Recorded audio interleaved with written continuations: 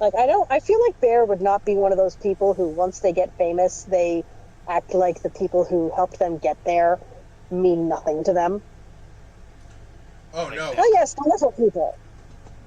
I I know for a fact I am not funny on my own. I mean, from what little I was able to actually watch of the streams, I know what they look like when I'm gone. It's not fun, dude. You were missed so terribly. I had no one to info dump with. It was awful.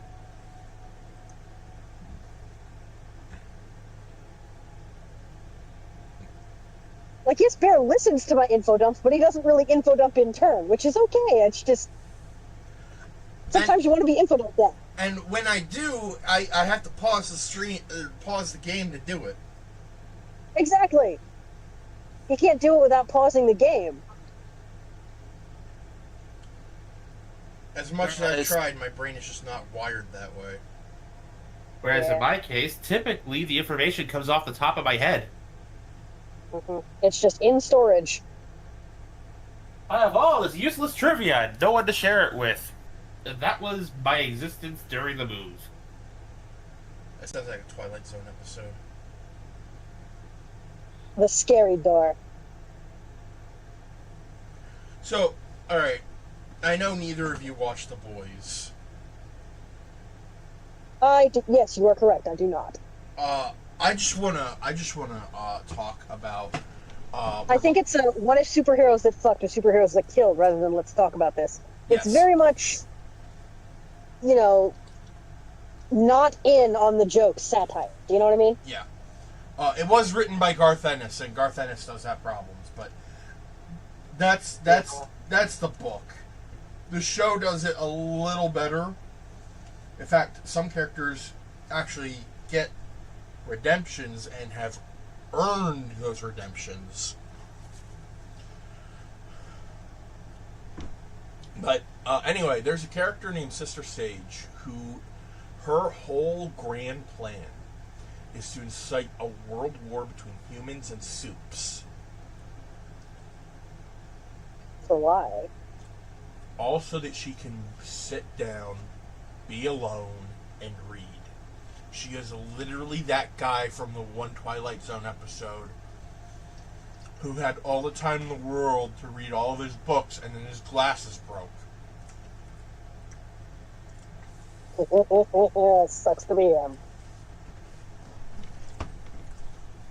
Thankfully, with And all with the no one to world, fix them. you easily just wander around until you find a new pair that works. Well, Well, that works if you have a standard prescription. If you have a prescription that isn't one of the standard, adjustments, you're kind of SOL. And people's prescriptions tend to change. Eyeglass prescriptions tend to change as they age. It's not year to Mine year. got stronger as I got older. Yeah. hello Internet. Welcome back to the cave. Vegas Bear here as always with Mikumon and Archival Deba and the puppy Bella. Hey, Whopper! dog tax. She's right there. I want a button that has someone shouting dog tax. Hopefully it actually, comes across this time. And that test told me everything I needed to know. Oh well. One of these days, I will properly hench on stream. And shit. So, You got to keep in mind that the mic is very close, and if you get too loud, it'll stop picking you up. yep. The mic I'm using is the laptop mic. Yes, and? Fair enough. I actually tried getting some distance from this one. So, seeing as how today is Revenge of the Fifth, we will not be playing Dispatch. We are instead continuing with Jedi Fallen Order.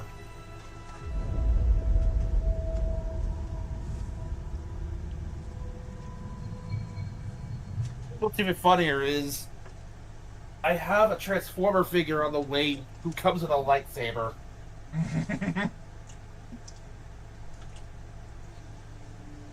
The More Than Meets the Eye collection Studio Series Hot Rod should be at my freaking porch any minute now.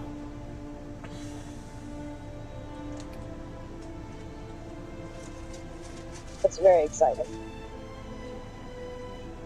So between him and the 86 Megatron, who comes with a lightsaber of his own, I can't wait to do the Darth Megatron joke.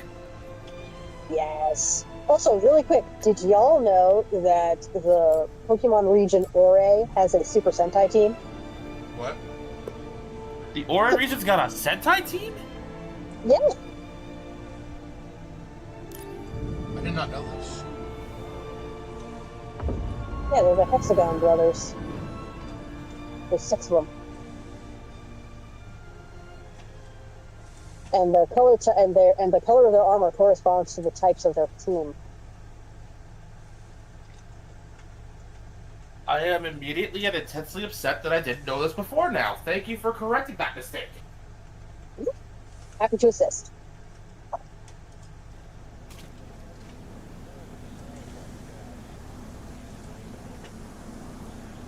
Oh, these guys. There's Super Sentai team. Go grab myself Tell me they're not. before we settle fully in. I will be right with you. I mean, you're not wrong. I'm usually not. I mean, unless it comes to a break in the evening. Okay, I was gracious when you pointed when we cleared up that misunderstanding, but you have not been given permission to keep bringing it up. I will get. I will let. Okay, this is the only time I'm bringing it up. I will not keep bringing it up. I just really had to bring it up the day after, because it's so funny. I'm sorry my immediate response to the brick joke was not to assume you were bashing the Eevee's head in. Okay, I know. He's like, no, it's not. What the hell? I'm here cracking.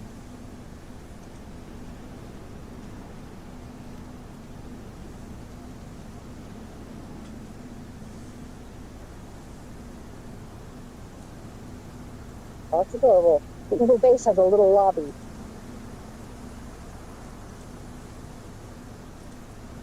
I return. Flavor of the day is Killer Cola. Nice. Alright, so last time on Star Wars Jedi Fallen Order, Cal Kestis lost everything again, and is now journeying across different worlds to try and find the key to a vault which would help restart the Jedi Order. Here's a what for you. One that only just popped out of my head as we go on. Deva, as the resident Star Wars expert, Let's think. what if Ahsoka was the one to have trained Luke instead of Obi-Wan? Won't get me. Talk all you want. I only need a few hits. Honestly, so here's the thing about Anakin and Ahsoka. They're both essentially prodigies, whereas Obi-Wan got to where he was due to a great deal of hard work and effort. So, bearing that in mind, like, obviously there was some extra-native talent there, just because he was able to get into the Jedi Order based on the Turing count. Anyway, Come here, point BD1. is, people who are prodigies are, I don't mean this in any way to be derogatory or mean, but they tend not to be able to. Someone who grasps something intuitively and immediately tends not to be able to explain it very well to someone else who doesn't also immediately and intuitively grasp it. So prodigies don't make good teachers. Not necessarily true, but that is a trend. That does tend to happen. It's not always the case, but a lot of the time, if you never had to have it explained to you or broken down and you just automatically got it, you'd have a very hard time explaining it to someone who did need it down, broken down bit by bit. And Luke was a person who came to know about and use his force sensitivity consciously very late in the game by the standards that Ahsoka, Anakin, and especially Ahsoka would be judging by. They wouldn't be able to use any of their more traditional ways of teaching. They'd have to actually sit down and explain this to him, which I don't think they would have a very easy, either of them would have a very easy time. Luke may have a very strong force presence, but a lot of that is study and hard work, much like Obi-Wan. Like, he didn't just show up to the first Death Star automatically knowing how to balance the light side and the dark side together and use force powers while he's spinning his lightsaber. That took training. In accordance with the And Emperor's will, study we have and occupied hunting for Zepho, repositories of knowledge. This planet has failed to yield significant data So or relics I for think Project Ahsoka Augur. would have had a harder Its time electromagnetic teaching winds have rendered the bulk Luke of our than mining Obi-Wan technology did. useless. Meanwhile, more stormtroopers I definitely lose think their she lives to could dangerous have, and if fauna. she had We will known not about be him, able she to definitely fulfill would have our tried. directive here. It is my But I do recommendation not that think we she would have disband the clicked with project and him leave the a same token way outpost to Obi-Wan. keep scavengers from stealing our technology. And later Yoda. And later Yoda. Does that make sense? And It Yoda, does. while a prodigy, has had 900 years to figure out how to teach all kinds of kids. 900 In years. fairness, I didn't interrupt with any questions for the entire ramble, so I think I got it. Step back, I've got this. Wait, does that make sense? It makes sense in my head. I'll take you down. It does make sense, and in my mind, I still would like to see this scenario play out in a what-if book or comic, because, you know, it sounds like an interesting bit of character development for the both of them. Luke having a harder time learning the Force, but at the same time, Ahsoka having to learn to be a teacher for a normal person, basically.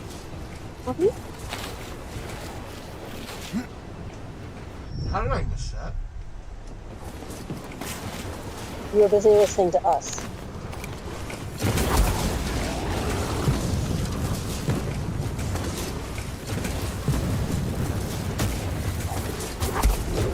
Also, in Pokemon Coliseum 2, there is an easy infinite XP. It's not a glitch, but it never stops you, so infinite XP.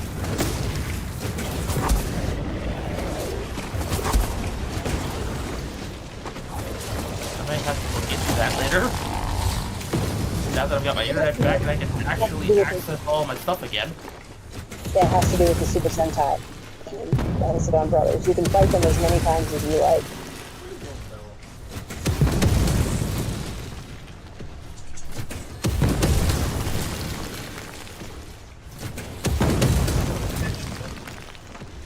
What she does?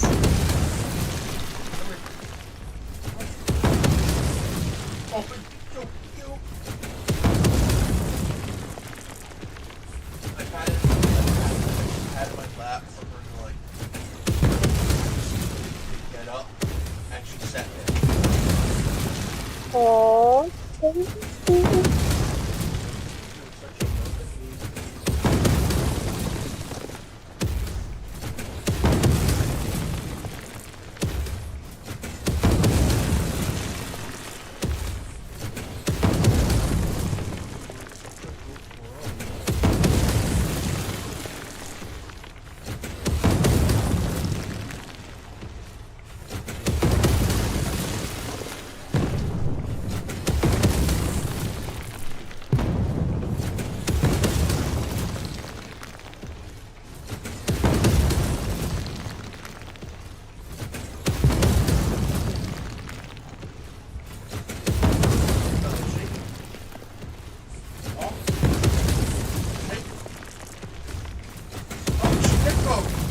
She put her paw on my hand and she licked it.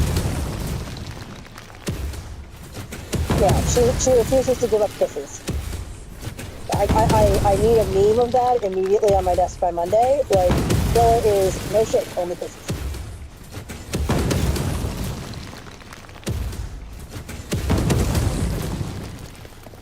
Yeah, I will. I will the pictures I have of Bella.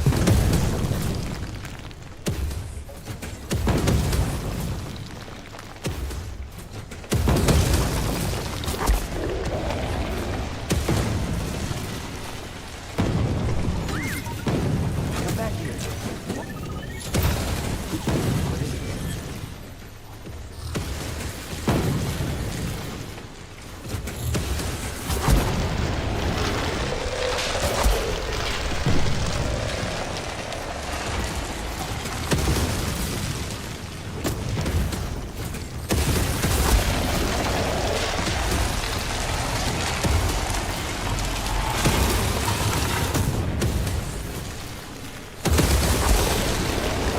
Fired for a moment to use the room and give attention to the cat tax.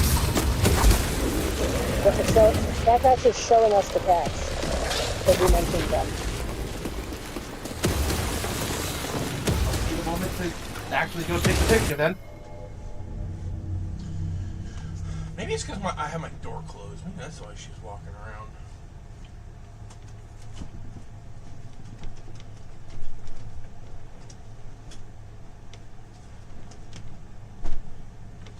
That what you want? Open door?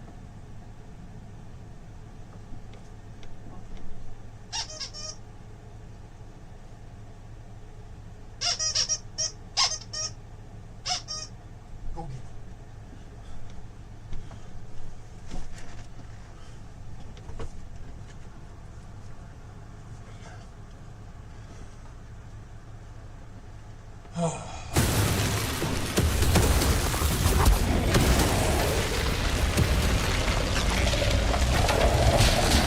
Cal, the Empire's pinpointed your location. You need to move fast. On it. Thanks. I gotta say, Zepho looks absolutely.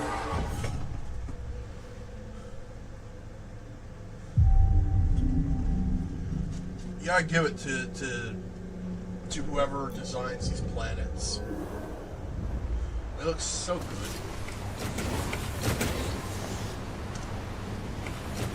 Cat tax.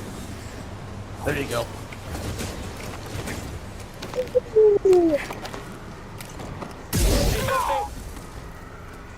It's the Jedi. In pursuit.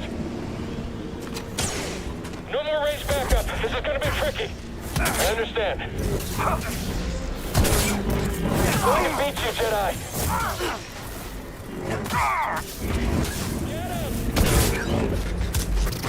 Let's get him. Fire! Watch out! Oh, I just know I'm not leaving here alive.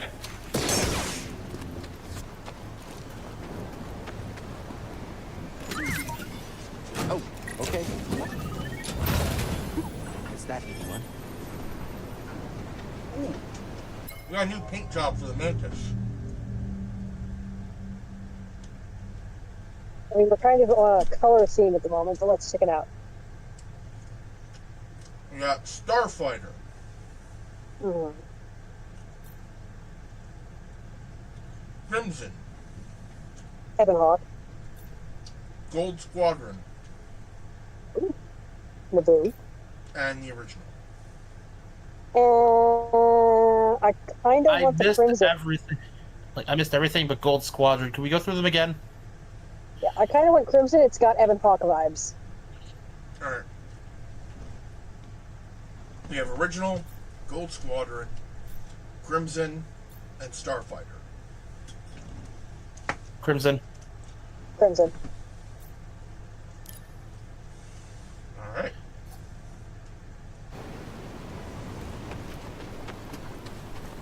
I kind of been good with Crimson or Gold, so Crimson might as well. Yeah, it's got Evan Hawk vibes. Fuck. Yeah, that was a thing you had to rep.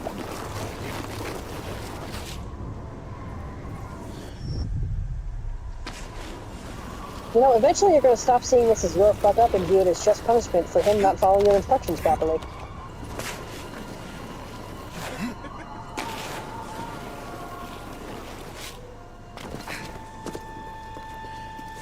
So, yeah. found I mentioned something. Hot Rod What do showing they up know? today. No mention of Whatever, Cordova. today he does I don't that. think the Empire. And tomorrow I should be the expecting Empire knows he's Ultra been here. And Magnus. we have the advantage. For now. Nice. So, yeah, quite a haul this month.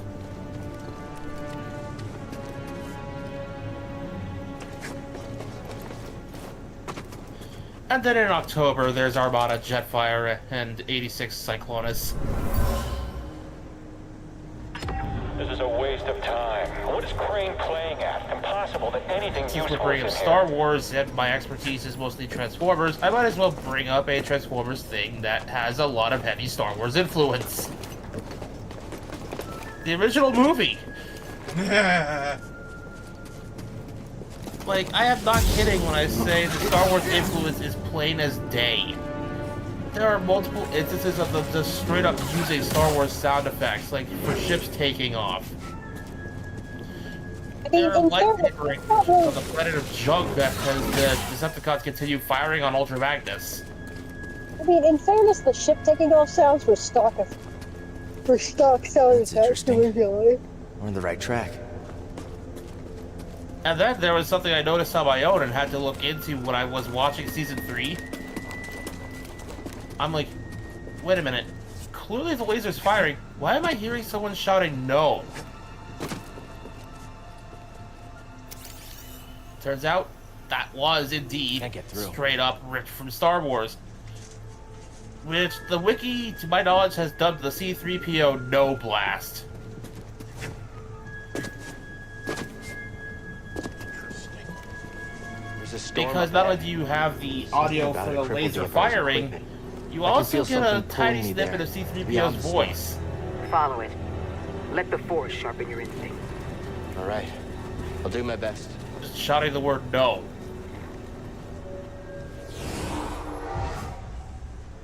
So,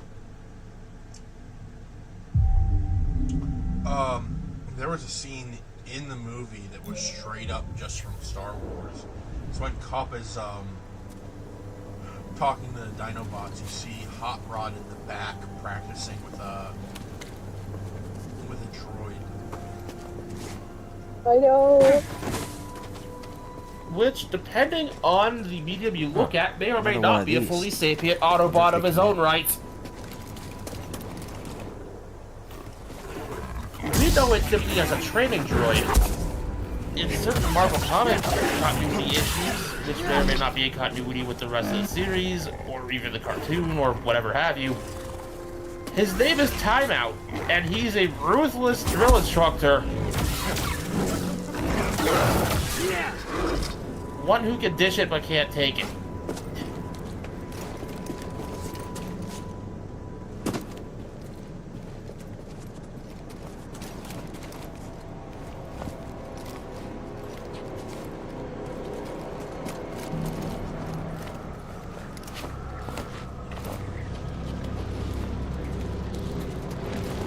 Where did they get the Never seen a storm do that before.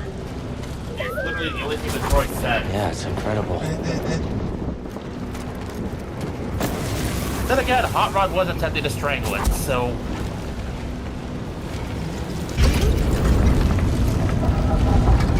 My friend, I believe this to be the earliest Zepho site we've uncovered yet, despite my reservations. I cannot Fun fact chase about the that Gargano cutscene. bolt from my mind. The figure I'm expecting today has the shielded lightsaber from that scene. I must understand why. And yes, I am just straight up calling them lightsabers because whether you say lightsaber or beam saber, it's the same damn weapon.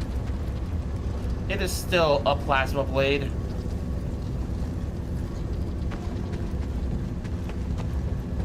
In the rough approximation of a sword shape. I remember someone tried to build like a real life lightsaber, and I'm in the tomb. it just It's massive. And the Empire? it No sign of looked- them down here. What about Cordova? Well, I mean, it looked like Still not sure a what I'm proto supposed to saber, find. but He's a little- in practice, it was basically a Eccentric? flamethrower. Tell me about it. But he wouldn't send us here for his amusement. Keep an open mind. On the note of flamethrowers and just bringing up Hot Rod one last time, on the one hand, I kind of like that his arm cannons were retooled into flamethrowers as the series has gone on. But at the same time, I kind of miss him being able to shoot lasers out of them. You see that? Ugh. What'd you find? Also, I am convinced he and Luke would get along very well. Oh, no doubt. Oh, god damn it.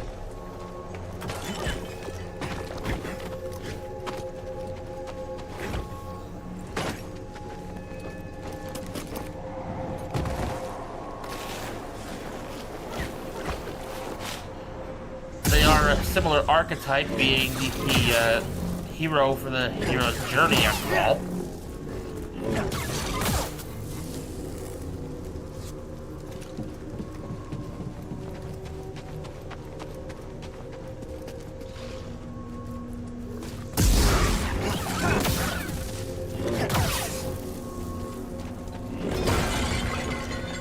Amusingly enough, both being partially responsible, directly or otherwise, for the redemption of their mentor turned supervillain.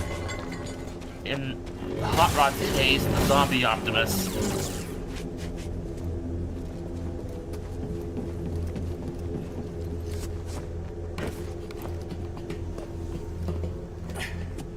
Yeah, people joke.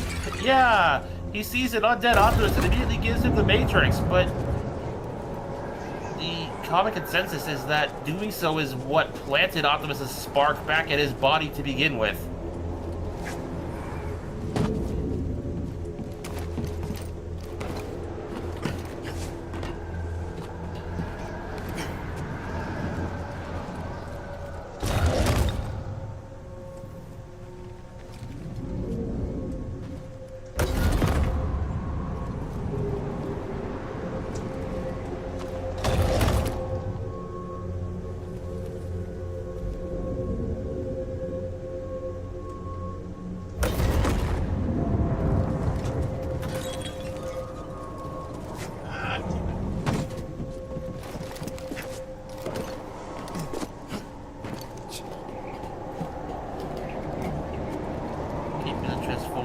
Shifting to a different character. Diva, I had this, I sent this to Bear for approval, and I didn't receive any pushback, so I'm going to assume it was made canon. Defib's not hiding a face behind his mask. That is his face. That occasionally happened with Cornfields. After all, why would a weapon need a faces are for people. face? Again, faces are for people. It's why when so many of his shell siblings eventually took on new, more civilian-esque lives, they received more emotive faces with their new bodies. Be they entirely new or simply upgrades of their existing ones. Hello, Ultra Magnus. I'm not going to say the numbers because I'm not going to dox you, but I see that serial number. It's like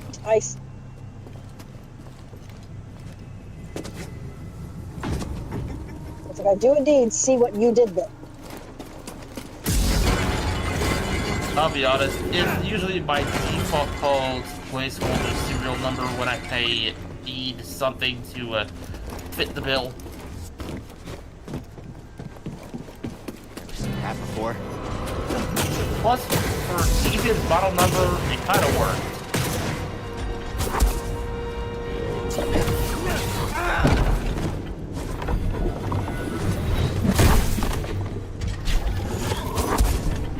You'll see that I tend to use that as my default call to, find a number for whatever, because I also have a universe using that particular setup of space-time coordinates. What? I'm just glad the S doesn't stand for shattered.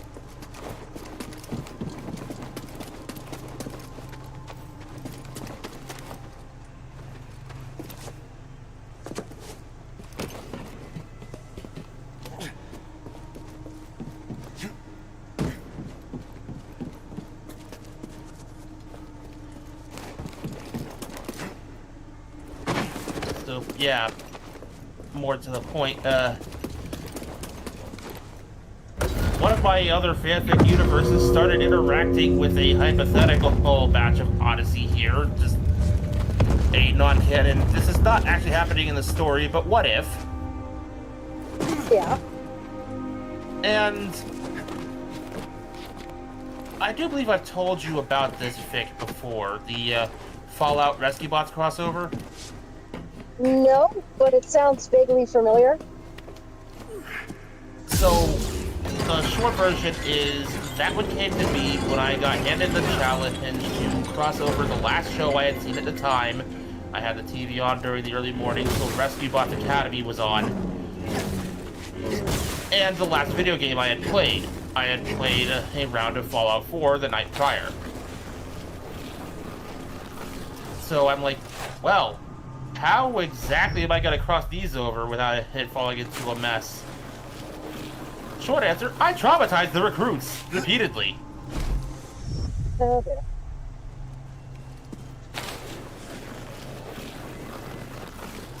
They eventually wound up leaving their universe, which is a mess, to leave it in the kindest terms possible.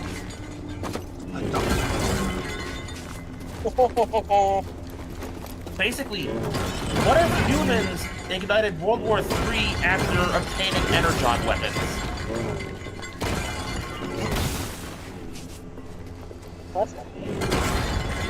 That's where the Fallout comes in. Energon radiation everywhere.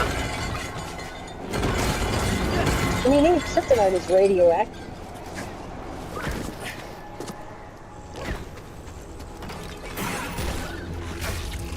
So after having struggled to survive on a version of Earth that was so hostile that the native life was barely surviving, Cybertronians are barely surviving, and everybody wants off this rock.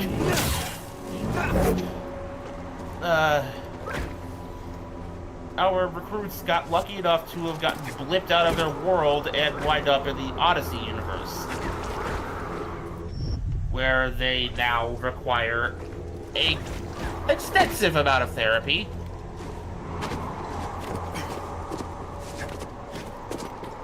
Very extensive.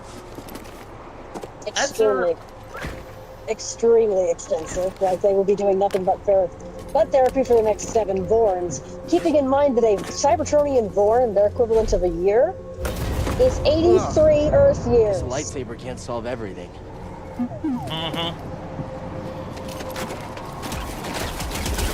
Cybertronian time is wild. Oh, yeah, it actually makes sense. The fun bit is that it actually does make sense from a math and astrophysics perspective. These motherfuckers, despite being some of the goofiest writers I've ever seen, actually have someone check their math. Fascinating. I mean, it was Marvel Comics in the 80s at the time.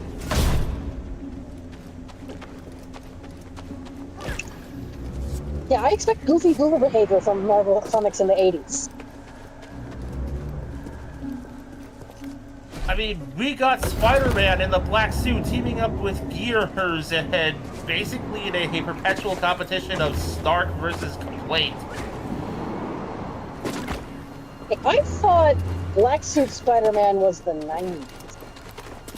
Oh no, Spider-Man obtained the black suit for the first time in the early to mid-80s.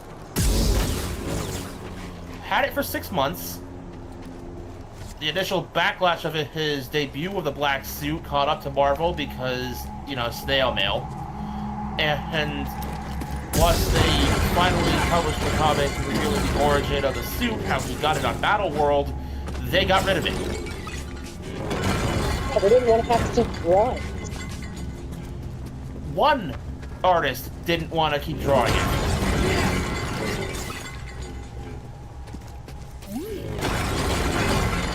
As far as Marvel was concerned, this change could have been permanent.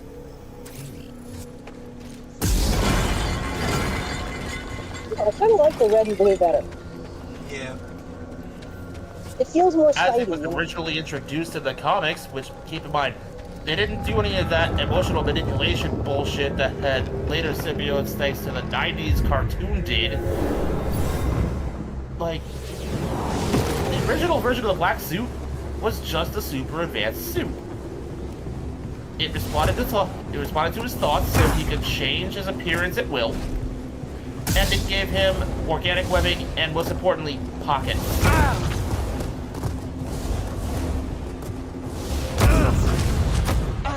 Focus. The Jedi do not That was all it seek did. aggression, but we It stand didn't against augment his it. strength. The Force is there It to didn't shield augment any of his us. other powers. The obstacles It gave in him your path organic webbing define and the pockets, along with an What easy stands in quick the way change mechanism. becomes the way. Now, try again. But I'm getting off track. Good. Continue. That suit, thanks, it has pockets.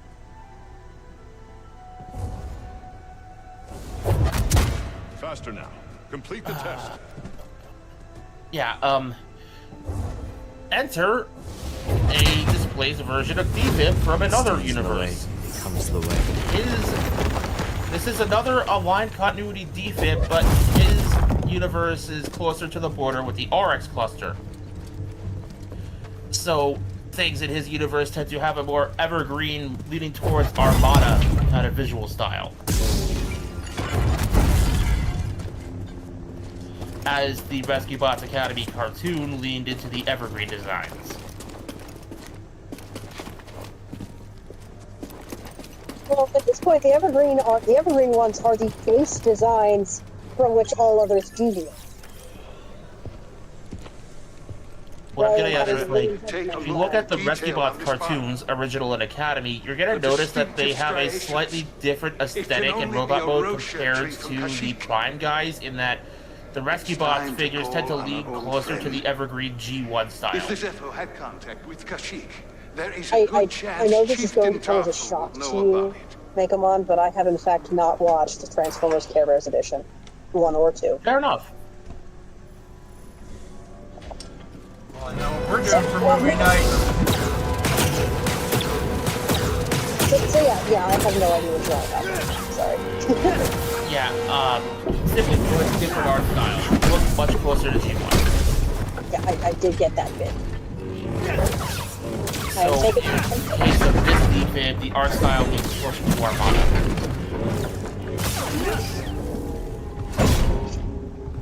Anywho, this Defib gets displaced, and being a rescue bot, albeit one with a strange, unified symbol, the rescue bot recruits basically latch onto him for any form of guidance, because, oh my god, the first responsible, competent adult we've seen in ever. They'd been in stasis for almost 300 years, from the moment the planet went apocalypse mode to the moment they woke up. And when they did wake up, it was just nothing but back-to-back-to-back-to-back trauma. Defib basically took on the role of adoptive parent slash therapist for them. That's a lot of therapy. He doesn't mind too much. He just enjoys the fact This that he feels Guardian was needed. destroyed long ago. He's doing good, and that's really all that matters. What is it? This in turn led to the council questioning, okay, with what these poor kids informed us their universe is like, should we really send them back? The whole idea of the mission with this, like the whole idea with the mission within this place was to eventually send them back to their home dimensions. But now this poses a question. What if they're legitimately better off? What if leaving their dimension, what if getting displaced was the best thing to happen to them? The best thing that could happen to these guys. Well, then you have to weigh what's good for them versus what's good for, their home reality. And that's what leaves the council at a stalemate. 3 have agreed to send them home. The other 3 are going, we can't just send them back to die. Would you care to guess as to who voted for what? I would not. Okay, then I'll just tell you. Good. So Rodimus voted for letting them stay.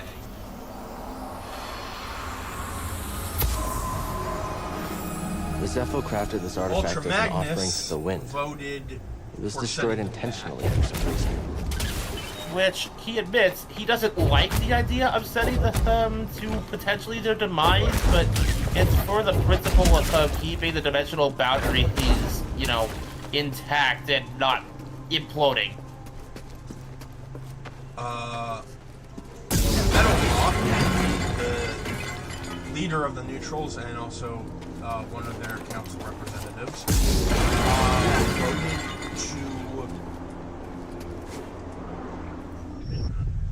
voted to let them stay,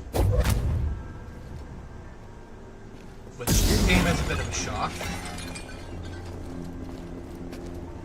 Sandstorm, his counterpart and other neutral representative, who spent some time as an Autobot before returning to neutrality, voted to send them back.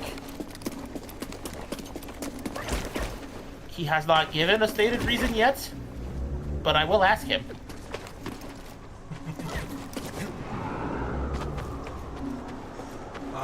As for the Decepticon representatives, Soundwave voted for them to stay.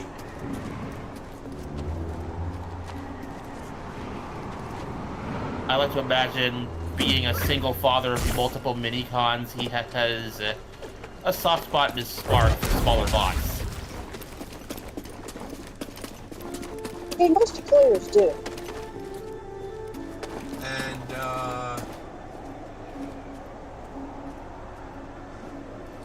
Shockwave, unsurprisingly, voted to send them back. It is only logical.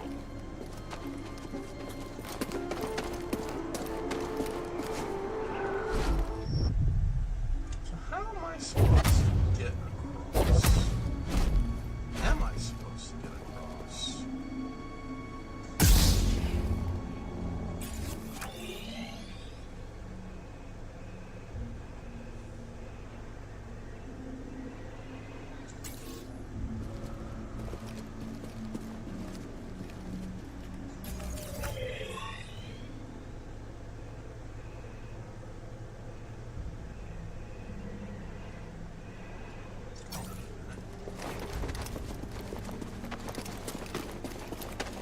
Using the matter more is that I am certain if they had eventually unanimously decided to send the kids back to their home reality, DFib would have just followed them.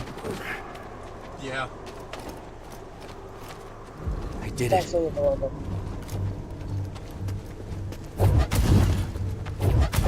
And honestly, that might be the best case scenario for sending them home. DFib is huge. He has got all of the medical supplies they could ever need. He is also heavily armed.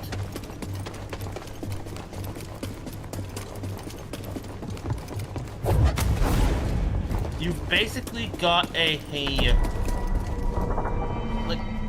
what you have with DFib and his shell siblings is a few steps under just straight up Omega Sentinel.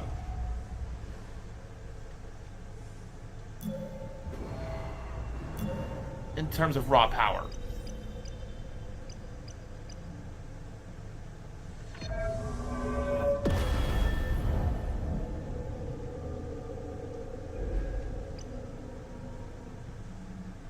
Not so much in sheer size, but definitely in absolute power.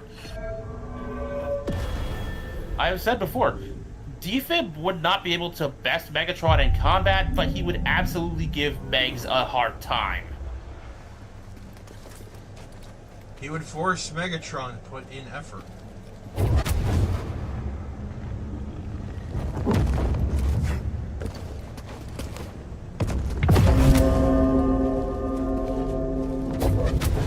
Which, I'm not sure if that would impress Megatron or piss him off more.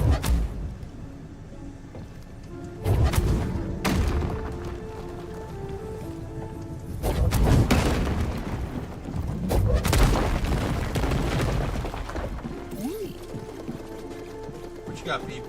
What you got, BB? I don't think we just call him My B. friend, this tool is I almost called him BB. But that's a different droid.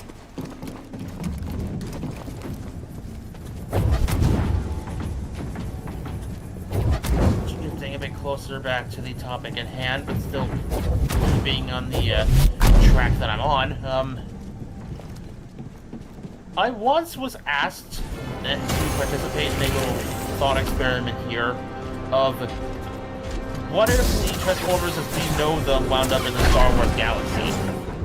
And my answer was an immediate Megatron would not side with the Empire. No, they are, one, they are very humanist-centric, and two, They're kind of literally everything he hopes to rebel against Cybertron. Yes, they are. And they're going to see him as a droid. There was a moment where, in this little fanfic-style experiment, I ended up playing the part of Megatron in a negotiation between himself and Palpatine. And while Palpatine is precisely what you'd expect, I later got questioned why I made Megatron too smart. The answer is simple. I didn't. I made him as clever as he's supposed to canonically be. He didn't know a damn thing about Palpatine, but that also means he's not gonna trust him. Yeah, he would have no reason to trust this random ass this random ass squishy if you're fighting with a droid.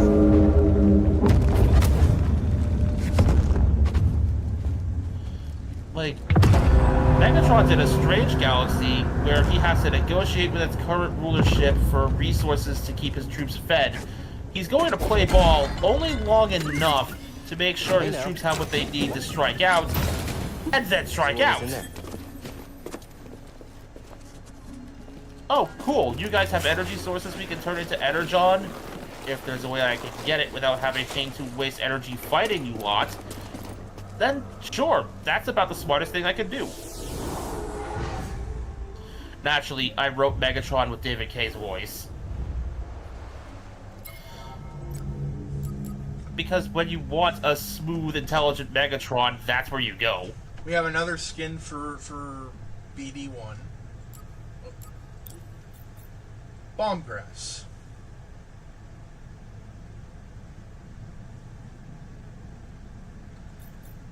It's cute, as are all of his other skins, but I'd still prefer her, you know, the one we were using. Yeah, that's why I switched back to it.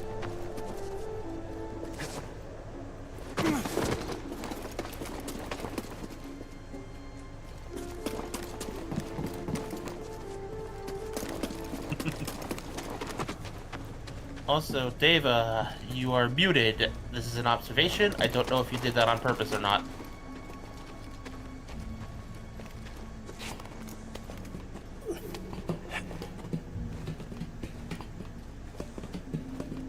Yeah, I just find that amusing. You made Megatron too smart! Did I? Did I really?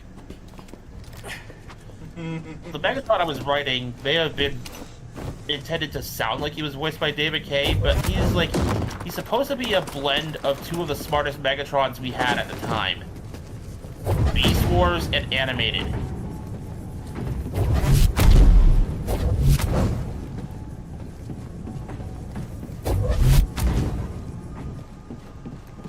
You see why that would come off as, you know, really clever?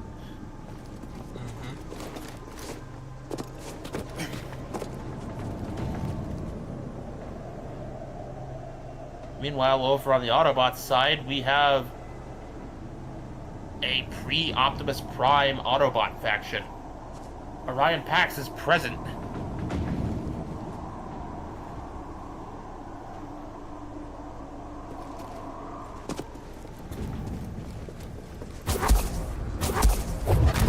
And I'm just here going, okay, what can I do to make his design as practical as possible?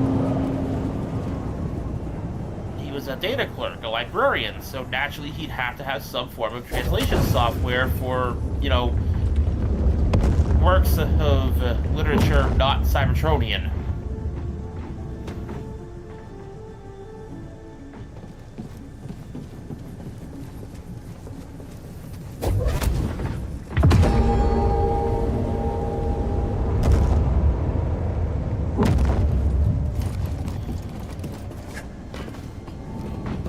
And, you know, the fact that most bots come with some form of galactic translator or, you know, less powerful but still very useful translation software, it just kind of made sense that he'd be able to eventually translate what they were encountering.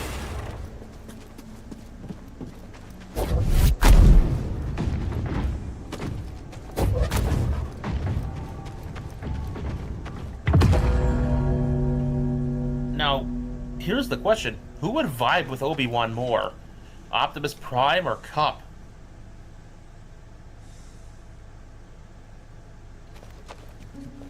That's a good question. I feel like you would vibe more with Optimus. And I feel like if he were still alive, Qui-Gon would definitely vibe with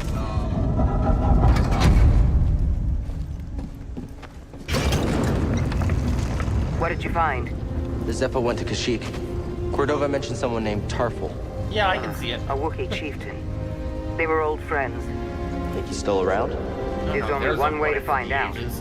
We have to go to What if Kashyyyk. Qui-Gon survived long enough to train Luke? or Anakin.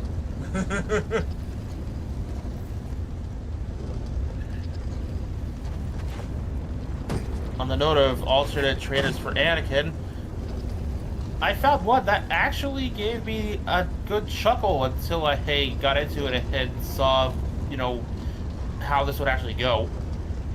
Oh? What if Mace Windu trained Anakin? Uh-oh. Yeah. Short answer, very strict. Anakin would probably Paved the way for the Empire. I am back. Welcome back. Welcome back.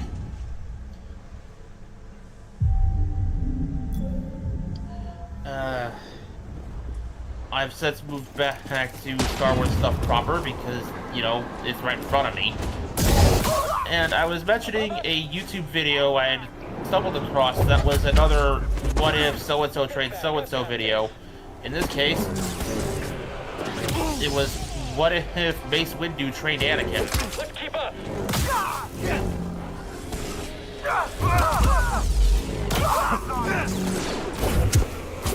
And there was inevitably incredibly strict training Anakin probably changed. Taking him down. Get in Okay, there. I've been gone since you were talking about D-Fib getting new faces, not getting new faces, going back to the other universe with them, and then Megatron not trusting Palpatine. Yeah. After that topic ran its course, I moved back to Star Wars proper, first suggesting who would Obi-Wan vibe with more, Cup or Optimus? Optimus. That is largely, yeah, that is basically what Bear told me too. What is it? Also, if No, if Qui-Gon, I think Mace Windu would vibe with Cup. I was gonna say if Qui-Gon was still alive, he'd probably vibe with Coke. I feel like Qui-Gon, you know, able to feel the Force flowing through their sparks would be absolutely delighted to interact with just about any Cybertronian. Yeah, you would. Or sensitive droids. What a novel concept. Exactly. And then being corrected on how they're not droids. And his immediate reaction to that is even better. I see you. I did actually come up with, okay, well, what if he had lived long enough to train Luke, then there says poor Anakin. I don't know, man. I feel like he would have put the Chosen One pressure on Anakin. That might not have ended as well as you think. It might be a Xanatos 2.0. I didn't say I necessarily thought it would end well, just it would be an interesting scenario to see. Continue excavating. I want rare artifacts, not useless trinkets.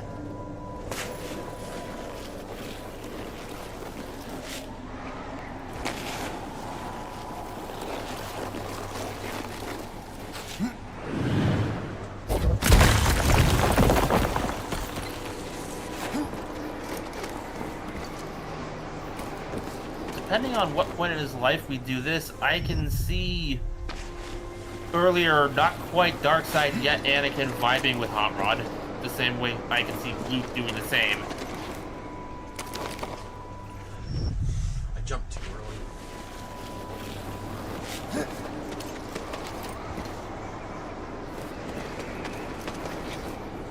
I jumped too soon! All things considered, though, I can also see Anakin vibing with Blur of all people.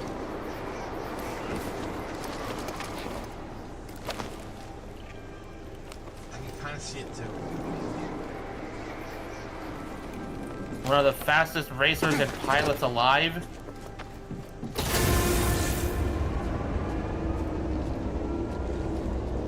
Yeah.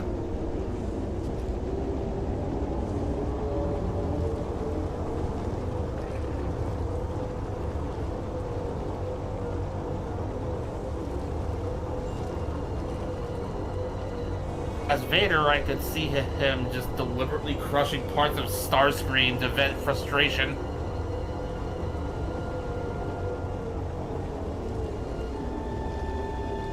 Starscream opens his mouth to complain. Oh, your null rays got crushed and exploded and now your arms are damaged. So you know how Darth Vader is like insanely strong with the Force? Yes? I may have brought this up before, but I had a bit of a theory that it was the Force compensating for the fact that Anakin was no longer able to do all the flips and dips and whatnot that Jedi typically did.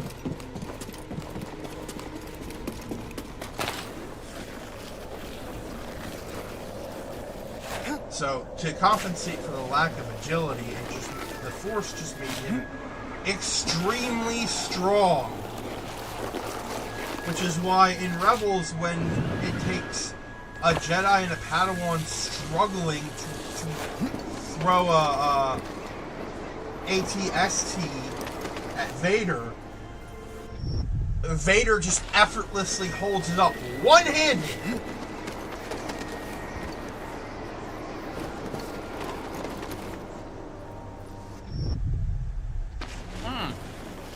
Now, imagine that against a Transformer. I'll put him against Tarn and see what happens.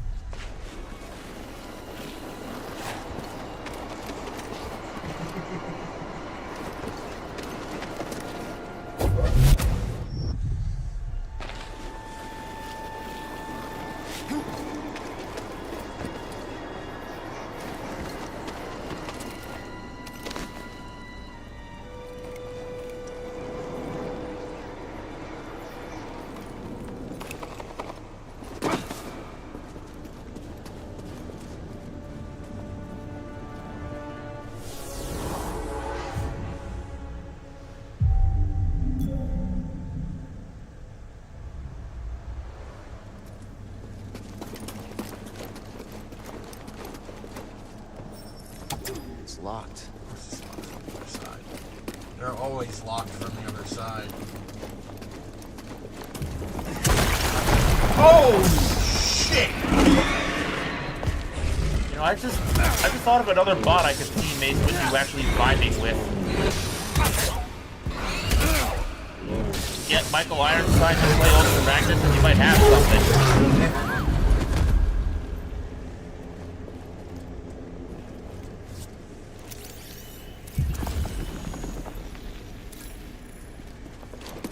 Jump time. Friggin' lightsaber swinging weirdos! It's always the hands!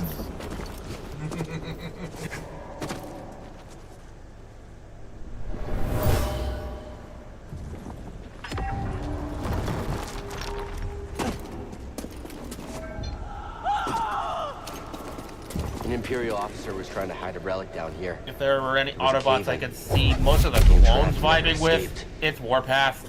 Yes. And Warpath would be loving every minute of it. Also maybe Ironhide. The more combat-crazed Autobots, definitely.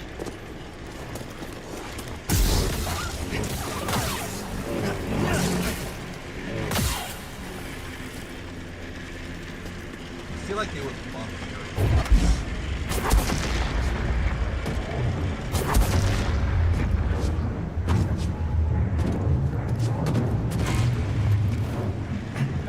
Maybe. Oh dear. Silverbone's still getting laughed at for being afraid of heights, though. I've got a shot. I need to reload. I can beat you, Jedi. But oh man, would Broadside be having a terrible time here. So Primus, in his infinite wisdom, decided to create this bot with a glitch in his circuitry, I believe, that basically makes it so he gets seasick in aircraft carrier mode, he's afraid of heights in jet mode, and he's uncomfortable on land. Oh my god, he's just a bundle of nerves. In a constant state of anxiety. Oh my friggin' Primus, he's just me.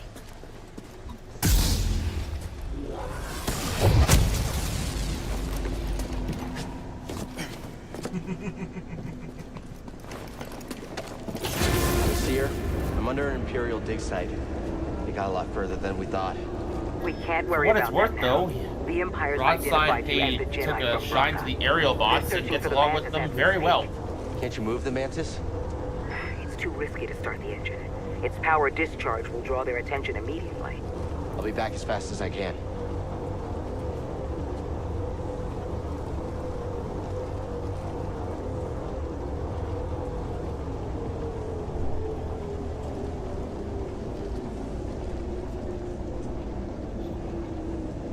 Let me bring up Broadside, its wiki page, because, like, you'd think I was making this shit up, but I'm not.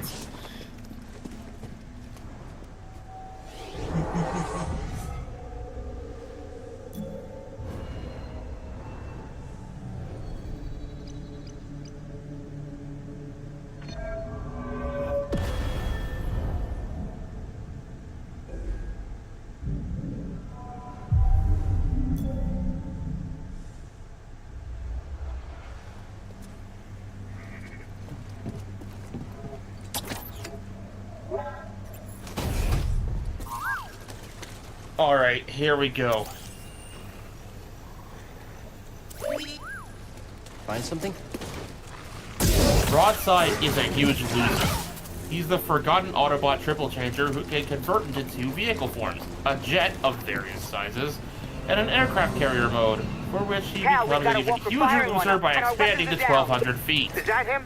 Tell him he better get his butt. Broadside also happens to be terrified of Hold on, heights I'm and on gets my way. seasick on water.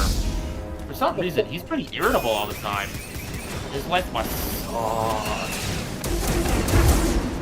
Fortunately, as one of the wreckers, Broadside is almost constantly shooting the scrap out of Decepticons, which is probably a good outlet for any frustration.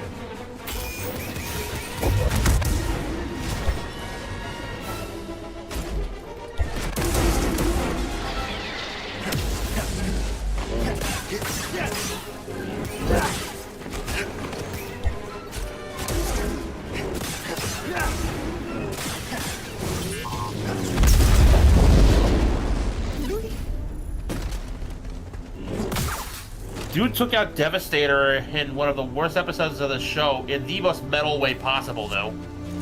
No one's gonna talk about the fact that I didn't even give the pilot a chance to stand up. I just killed him right then and there in cold blood. I mean, I didn't see it. I didn't hear no bell. Nice work out there, kid. Hey, you got some real moves on you. Just tell me that this visit So wasn't like I was for saying, nothing. one of the worst episodes of tomb of G1, Persephone Carnage in C minor. They definitely used the Frostbite Force. took out Devastator upon arriving at the planet in question, transforming into aircraft carrier Before they mode disappeared, the Zephyr mid-air journeyed to the and planet just Kashyyyk. dropping on the combiner. Cordova had a Wookiee friend named Tarful. Maybe we can find him. Sheik, look, things are really bad down there. The Empire's muscling in on those Wookiees big time. Then we better get ready for a fight.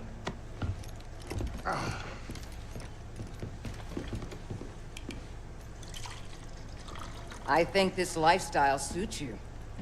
Fighting that walker seems to have made you more confident. So, how are you holding up? I mean, with the In Force? the Titans Yes, Return with toy the line, Force. his I know Titan you said it Master could gave him be the ability overwhelming. to alter I haven't size gotten at myself will. killed yet. Rather not talk Which about was it. a good thing because it allowed him Well, to enter spaces I for smaller understand. bots and actually live More on than you land realize. for a while. Why'd you choose to stop using the Force? Yeah, he's not quite moving as comfortably on land as he would in the sea or the When the sky, purge but started, he's also not getting seasick or scared of existing, Clone so... troops turned against us. My Padawan and I took several younglings and we went into hiding. But we didn't last long. Imperial Patrol was about to discover our location, so... I swear every time I look I at tried the to pro lure them tag, away I just from my see Padawan more Trilla. modern iterations of Harry Osborn. She stayed behind with the younglings. Yeah. They caught me. Honestly, I would not mind And seeing they his tortured actor me. as They wanted to know about the others and as how Harry many were Osborn. left, but mostly they wanted to know about Cordova and where he went. But you escaped. It was a prison riot. I saw my opportunity and I took it. But they almost broke me. And I am not the same as I was, Cal. Your Padawan. Did she survive? No.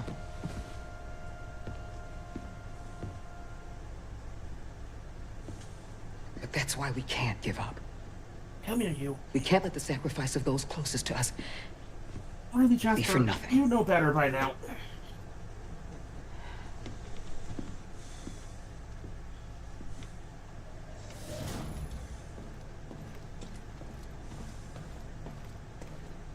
It's beautiful.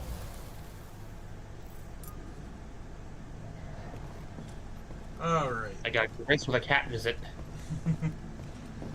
Time to take a look at the lightsaber. Because we have more customization options. Yay.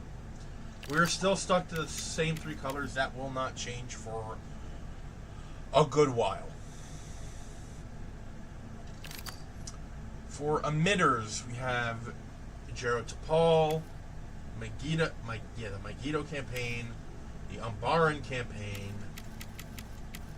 Duty and Resolve, and Eno Cordova. Wait, go back to Duty and Resolve. No. The other one? You mean which other one? Cordova. Cordova. That almost looks like Obi-Wan's lightsaber. Almost. Like his emitter a little bit.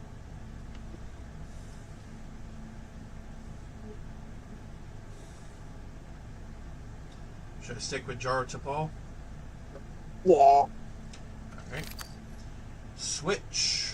We of course have Jaro Tapal, Megiddo campaign, Umbaran campaign, Valor and Wisdom 2.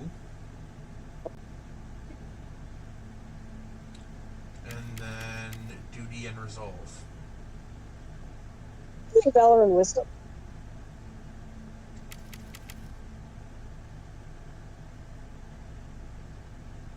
You said this one? Yeah.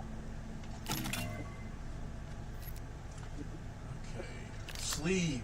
Of course, we have Jared T'Pol, Megiddo, Umbaran. We also have Valor and Wisdom, 2. And we have Duty and Resolve. Can you rotate Valor and Wisdom?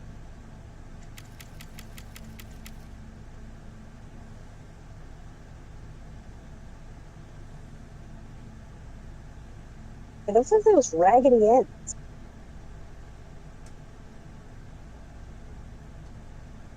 Wait, you mean like the far end? Yeah. That's the shaft. Oh, okay. My bad. Valor and Resolve, please. Valor and Wisdom. Yeah, that. It's like you combine Duty and Resolve and Valor and Wisdom. Valor and Wisdom, then. And materials, we have alloy metal, Megiddo, Umbaran, copper, Durasteel, Slivian iron, and Ooh, that looks cool. Osmiridum. Osmiridum. That looks cool. You going with this one? Yeah. Alright.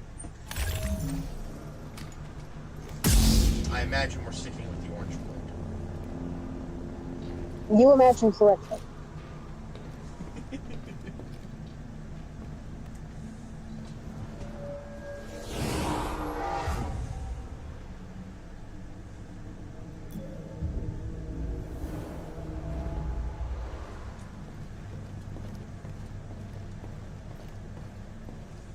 There's a long journey ahead of us. These ancient tombs didn't survive all this time because they were easy to find. Hold it. Don't you think, kid, huh? The Mantis agrees. Every time, perfect landing. You could say that. Ever piloted a ship before? No, mostly just scrapper transports in Braca. Oh, kid, you gotta get in the cockpit sometime. Feel the controls in your hands and the galaxy in your grasp. Oh, it's unbelievable. Sounds good. Let me know when. Huh? No, not mine. Not the Mantis, no way. I'm just saying you should try it sometime. But with someone else's ship.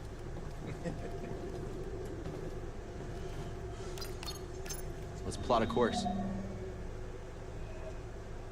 Alright, we're going to the land of the Wookiees. En route to Kashyyyk.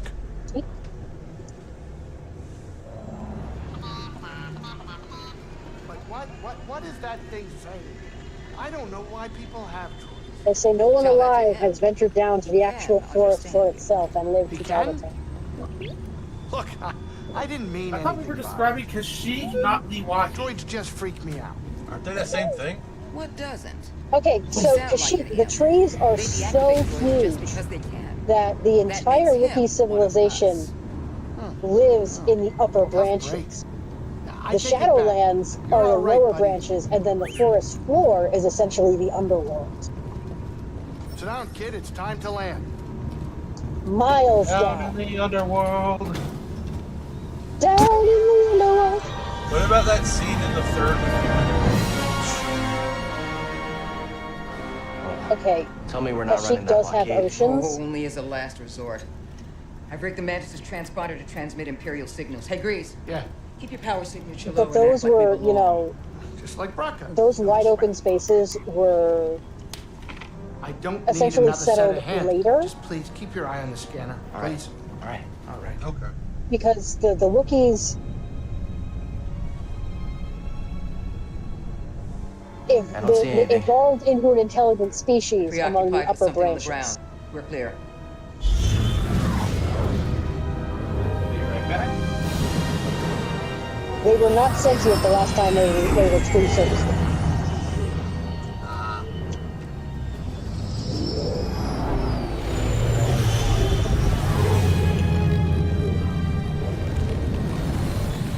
Also, hey there. Yes. That doesn't look good.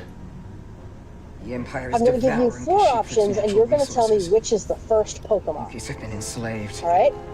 or displaced Is it A, Bulbasaur, B, Arceus, C, Mew, or D, Rhydon? That was a close one, kid. Aren't you supposed to be watching the monitors? Guerrilla fighters, Wookiees and off-worlders ambushing an Imperial convoy. Walker's You want to tell approaching me their that's position. why? Tarful could be with us. So, audience, Could be anywhere, like deep the in the reason ground, why I'm like we're gonna face-palming be if we and get caught up Diva in is that cackling battle like down a man. there. We don't have any other Because- options. And technically People die all without our 4 help. of these Pokemon were the first. So what's your plan? Rhydon, sabotage. there's Rhydon, right? We used to scrap walkers on Rhydon Barca. was the first Pokemon to be designed. Yes. Get a load of the Bulbasaur kid. is He thinks we're the back in number the Clone 1 Wars. in every single national Get us near in those the walkers. Pokedex. Wait, what? Arceus Listen, is those in-universe walkers double Pokemon transport, so God, once you get and inside, Mew be is careful. essentially the Pokemon version No of free Luca. squeeze to work his magic. Hey, do me a favor. No. Stay alive down there. Luca, I'll add it to the L-U-C-A, plan. last universal common ancestor. Right, if you're jumping, you better do it now, kid. You ready for a swim, BD? The most recent. What's hard is, I was away from the freaking laptop when I heard you ask this question. I knew the answer and was about to blurt it out, then I remembered, oh yeah, I'm away from the mic. That's not a headset. I'll be so cute.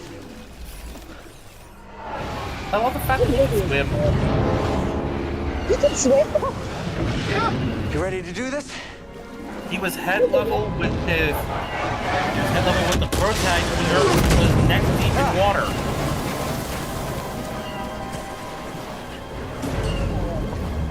And moved around quite effectively in the water, so yeah, he can swim.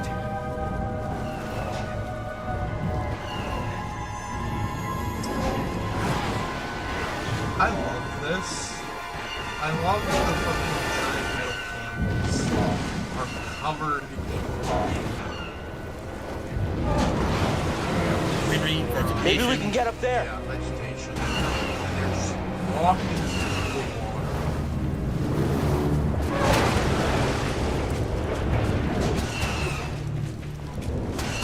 Oh, the AT-AT walkers? I have oftentimes heard a joke from my uncle that if you really want to take off a Star Wars fan, you pronounce it Anik. Okay. Now where? You can let me stab you a little, Mega Man. Hey, don't shoot the messenger. Or stab him with the knife away. Almost there. I'm musically maybe well enough to know that's Rhydon. Oh, look, it has a beard! The camel has a beard! You can put that in quotes. On it. Climb to the top.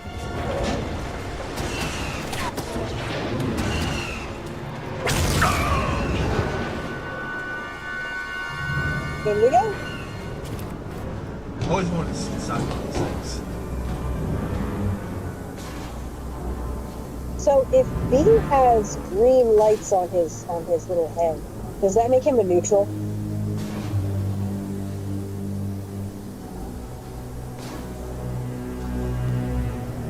Yes.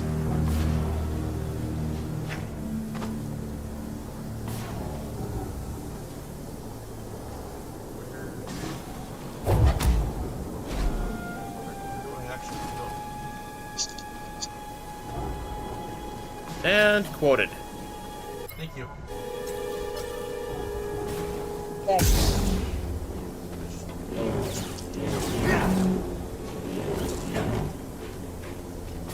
Oh, okay. I just get on the speeder. So, Dave, you were paranoid about how some of the points you wanted to make with your Transformers D&D character. I'll be completely and utterly fair and share a part that made me paranoid about mine. We've got confirmed casualties. The color of his spark. It's the Jedi! So before you do, so before you do that, I've just been kind I of can do this by myself. part of my headcanon continuity soup is that a person's spark is kind of reflective of who they are.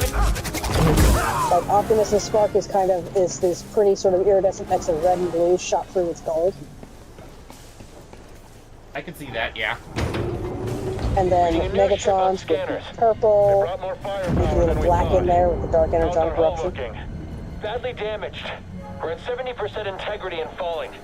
That should still be enough to stop out these insurgents. I see it more as like primarily purple from the dark energon corruption with the tiny beating core of red to show that there's still a little bit of D16 in there somewhere. Are you guys ready for this? What's happening over there? You're in violation of Imperial Protocol Shut that guy up. 207. Stand down or we won't have...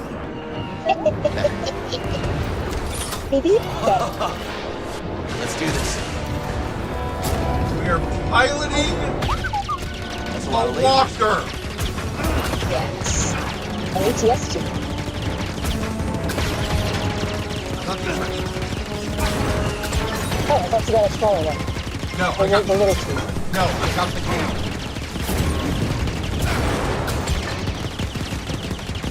I don't know, man. He's kind of like a long-legged turtle to me rather than a camel.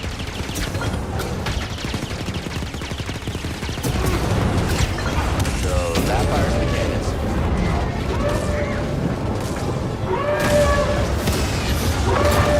Is it a bad sign that I found a Megazord switch in here? Yes. That's it. That's it. It appears to be broken. Hey! Who are you? God forbid the Empire, Someone just brought an actually axe to the maintain their table. machinery. Who are you? Someone making the Also, Empire. I can only imagine what this poor We're schmuck based on is an imp thinking, landing just pad up clinging ahead to the with my exterior of the passport. friggin' Copy that. cockpit. Oh, that's Saw Gerrera. Making me There's even a angrier. thought in that bald head. There's got a fault in that head with independence. Yep. Who are you? Look, Monica, I mean, Onderon.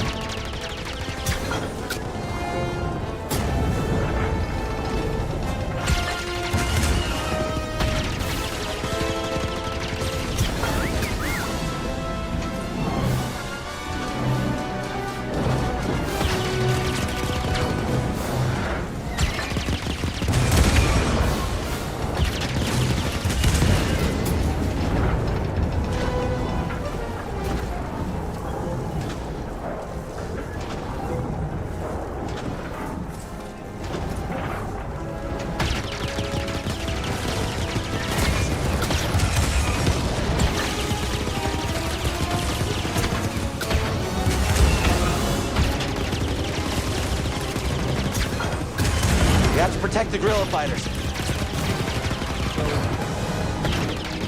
Here's a fun one, Ava. Originally, Bumblebee was not the Kid Appeal character. There was one, but it was a different bot. The original three-parter that started Transformers, the Kid Appeal character was Hal, the green hologram, it's the green hologram projecting machine.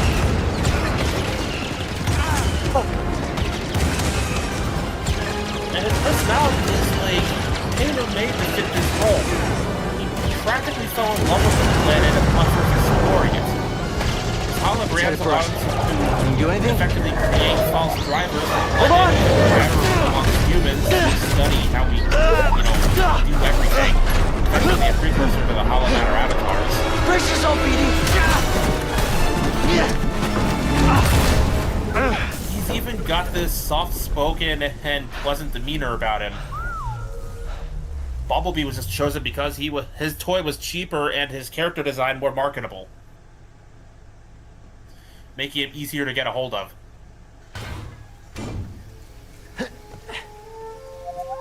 Yeah, I'm okay. You all right? Yeah, No, I think we're we're not doing that again. getting the warranty on that walker. You just wrecked a perfectly There was a good warranty? walk. Probably. Got a name? Cal Kestis. Dude, it's the Empire. There was What are you definitely doing no with this shit? warranty. Looking for somebody. What are you doing here? My companions and I came to Kashyyyk to disrupt Imperial supply lines. Come on, this is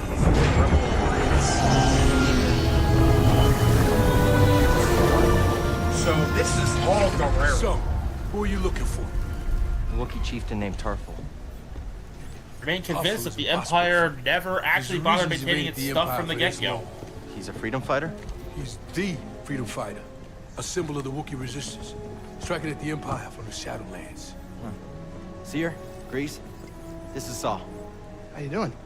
What do you want with Toph? Jedi business. Jedi are dead. Not all of them. Get that over corpse? So, there's a similar who was the first question into that first Pokemon thing that applies to Transformers. And it was, who was the first female Autobot? I should help Hold on, did you guys see that Wookiee carrying a woman from one end of the screen to the other? Wait a minute, hold on, wait a minute. The Mantis works wonders. I mean, it's a great ship, excellent pilot, but it is not built for close support. We'll stay here and monitor Imperial transmissions. So, with a bit of luck, we'll intercept any distress calls. The reason it has that kind of who was the first Pokemon vibe is because technically, when you're ready. Once again, they're all correct.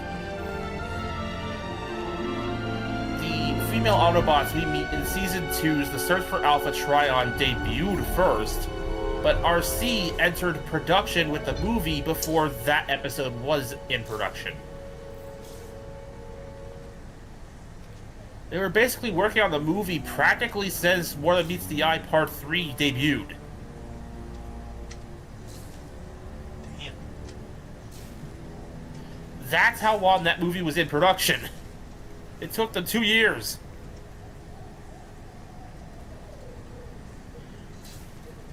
And if you actually look into the development with like the budget and what the choices they made, like, you'd believe it took that long.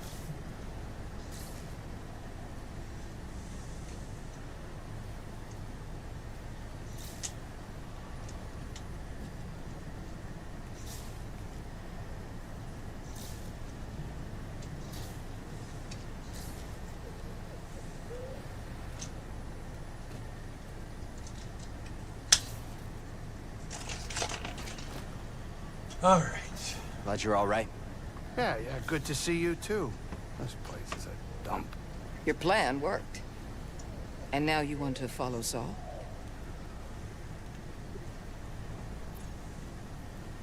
You don't like that idea?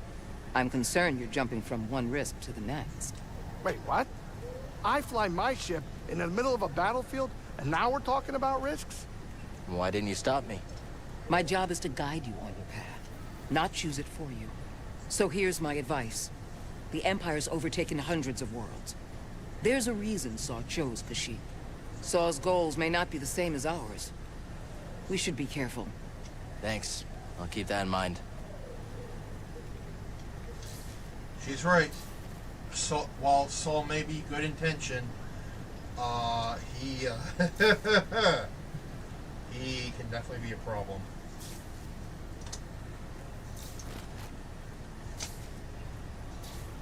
I'm busy. I gotta figure out what to cook next.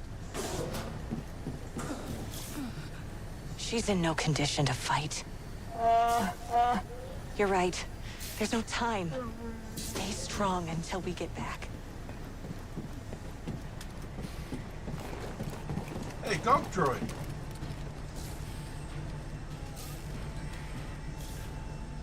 Love these things. It's just a walking trash can. Yep. Things are even worse here than on It's so stupid, I love it. I know, right? It's like adorably dumb. Good job. If I remember correctly, it just says Gunk. Got a scan? You remember correctly, my dude. And for whatever reason, I hear about the Gonk Droid and my brain goes to an Angry Video Game Nerd episode from way back in the day when he tackled Star Wars games.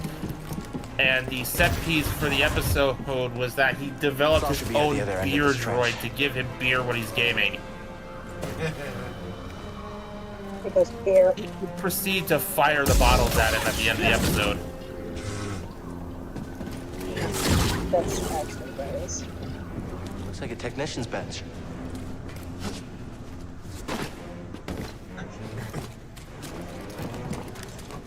makes it even funnier is that the nerd might remain the single most How much powerful current can you person in the conduct? reviewerverse. Well, with this transformer, I bet you can short-circuit Imperial tech. Actually, speaking of nerds, said affectionately. I was not One about thing to that suggest anything otherwise. I know, I just covering my bases, covering my ass. Let's try it. It amazes me that Wikipedia has gone to be from being unreliable to essentially a peer-reviewed thing that, if you use it correctly, can be as reliable as JSTOR. All from nerds' incessant need to correct each other.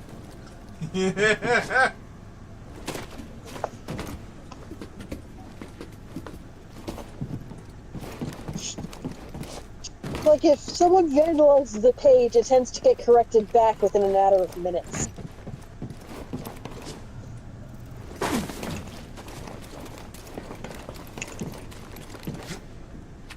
Although I cannot say the same for, currently politically charged topics, just because those get vandalized by so many people.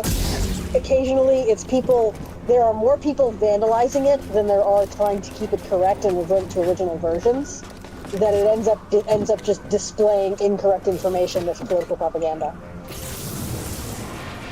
Okay, don't use it for your polytime homework, but it's actually reliable now, as long as I don't mean quote the Wikipedia page. What I mean is, down at the bottom, it'll cite useful sources. And because they're, numbered to where they're cited in the page, you can find out what those sources have to say and which of them are saying it.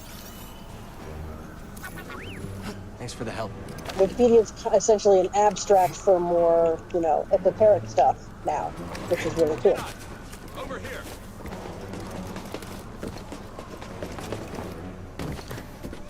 Am I muted?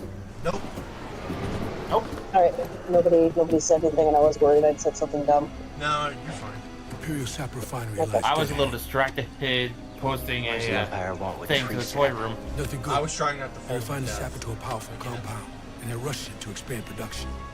Don't fall to your death. I'd be very upset if you were to die. We have to stop them. That's the plan. Yeah. They're in game. You're burning through all my Phoenix downs, man. Map we recovered.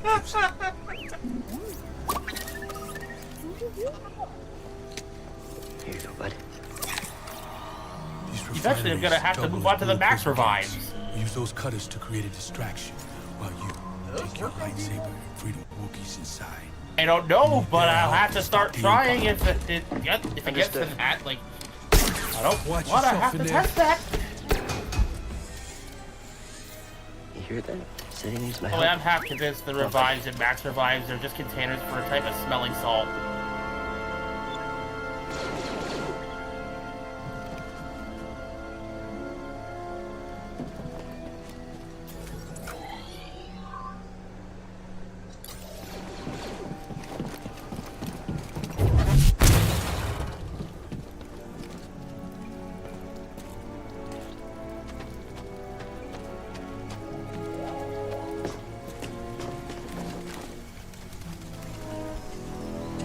Oh, that's something.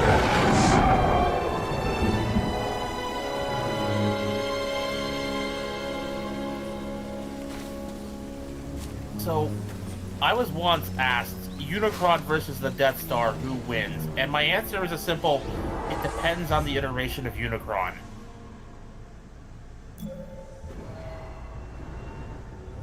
If it's a Primacronian Unicron, where he was built by basically a galactic terrorist, then yeah, the Death Star's gonna do some serious damage. It might not win, but it's gonna be a hell of a fight. If it's a Dark God Unicron, especially the one from Armada, you have no chance. Over there. One of the cutters further on. Are they running some kind of drill? Maybe. And I will sum up why that is with my favorite Unicronian quote of all time. Hey, he's above As us. long as his I shall remain impervious to attack. Blast him! So long as hatred and negative qualities of the soul exist, Unicron will continue to just regenerate. The mere existence of the Sith would be like a perpetual healing factor for him. Yeah, honestly, that sounds about right.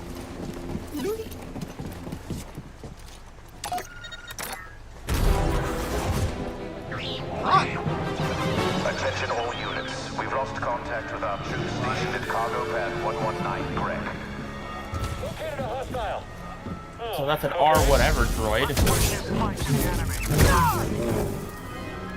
Someone else attack him!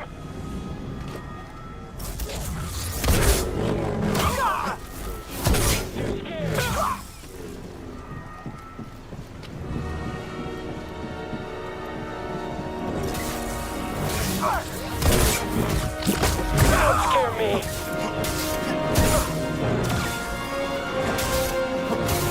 I'll trust you!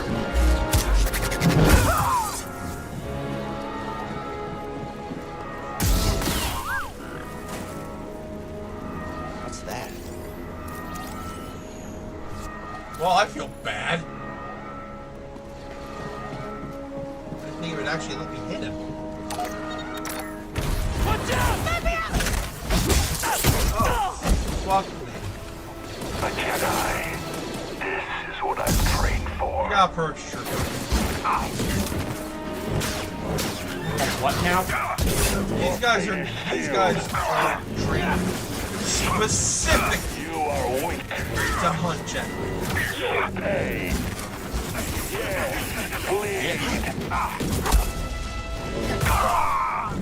We've got them on the run. Keep pushing. They are the personal troopers of Looks like you're blocked. I'll fix that.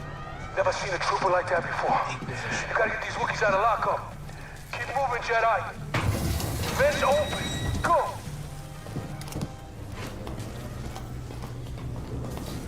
All I'm gonna say in regards to troopers is I kind of wish we saw more clones end up joining the rebels or something.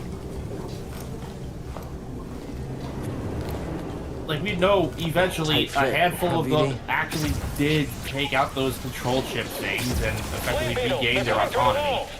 Is that thing dead?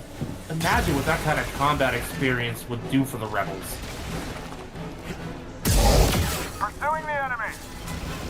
Get up here! Just deal with me, scum.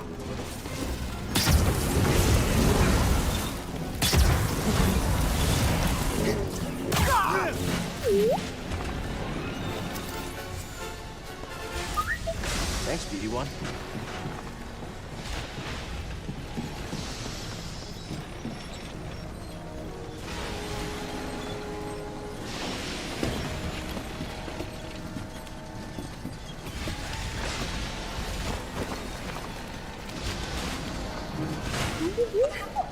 You sure you want to plug into this thing?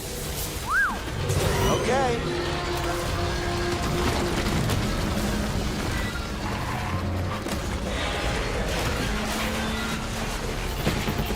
A while back, I found an interesting little video discussing who would win in an all-out war between the Great Spirit robot from Bionicle, as possessed by Makuta at the time, against the Star Wars Empire pre-Rebellion. Well, pre-Rebellion victory, anyway.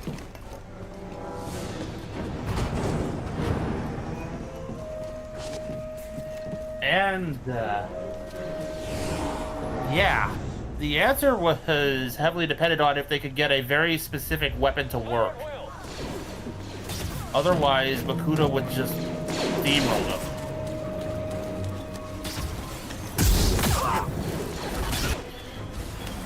And I say this without a hint of sarcasm because, Bear, I showed you the 42 default powers Makuta have. Yep.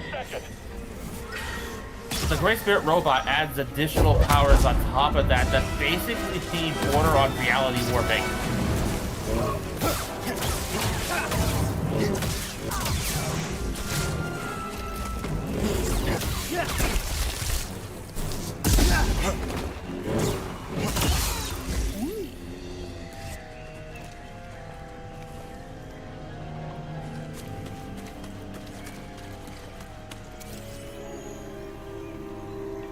Wonder if Grease can cook with these.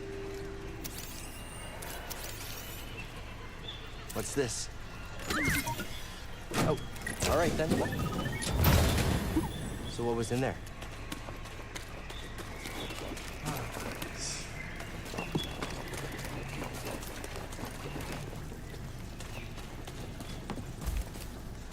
Oh shit!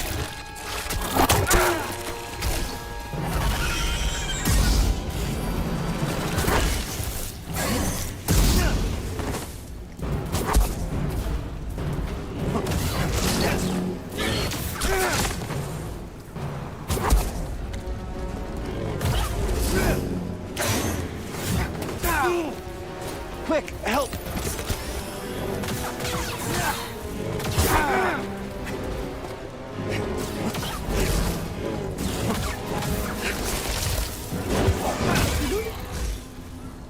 Scanning again? Oh shit, these are battle droids. Around there. That's right. Some wrecked battle droids. Giant spider-looking motherfucker's not a battle droid.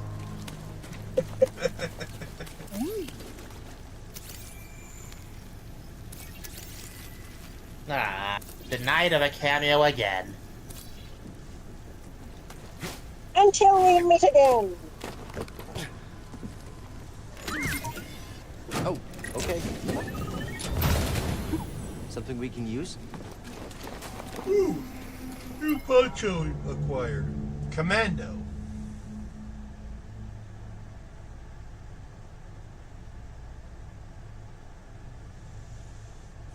What do you think, yay or nay? I have no opinion.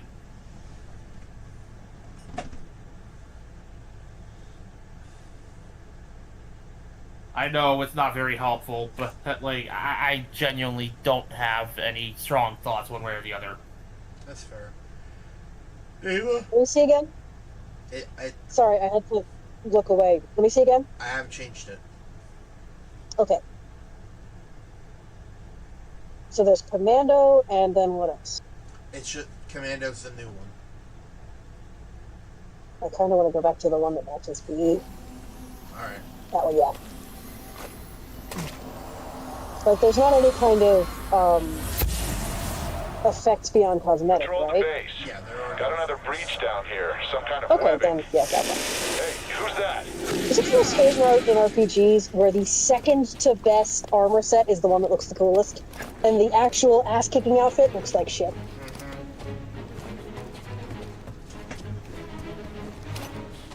Why am I suddenly getting flashbacks to a Spider-Man game I've never played?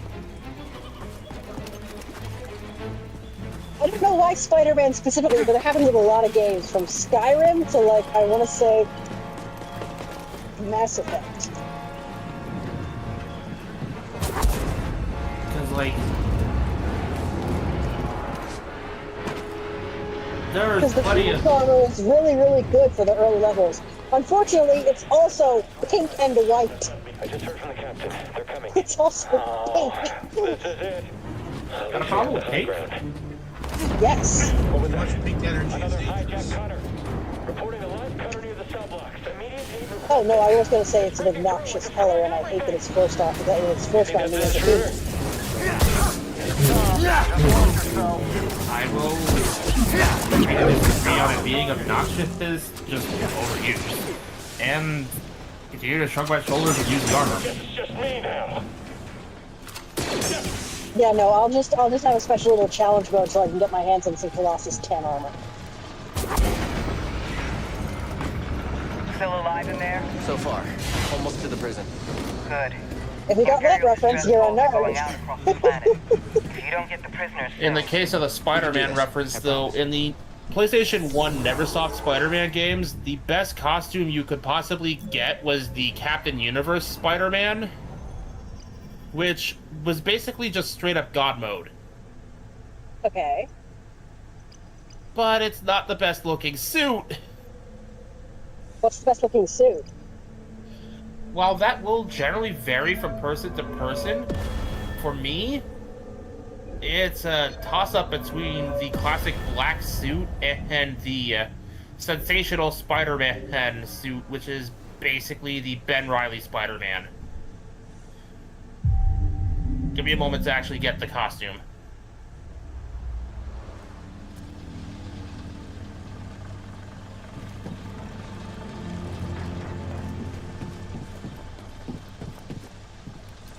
That's not opening.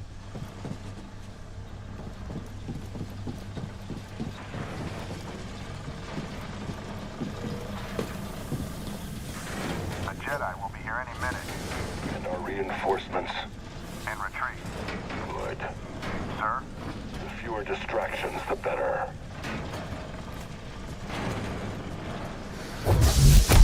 Jedi is here. Got it. I love that the first chapter was like, good, you were distracted. I won't let you win, traitor. And the other guy off the cliff to their deaths.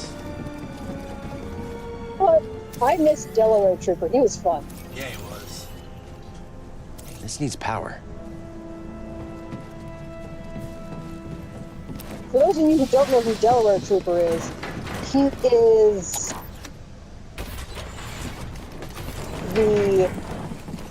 I think it was episode 7? Yes. He was the trooper that comes out and yells, "Traitor!" while opening up a thing, while opening up a shock baton thing that's actually really cool looking. And he's called Delaware Trooper because that's where the actor's from. Mm-hmm. Delaware doesn't have many of those, so, they jumped on that shit. Hey, we're here to free you. You're not alone.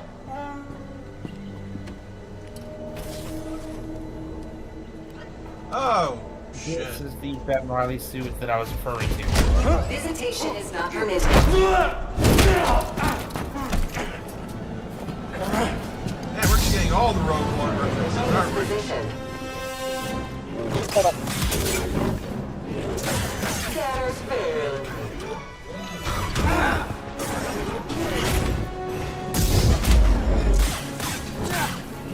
You'll be sorry. Yeah!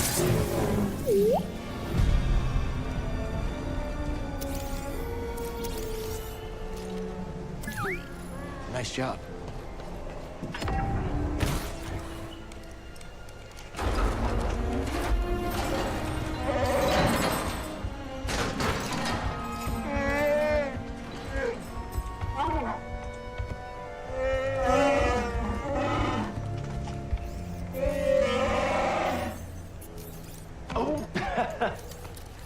Glad to help.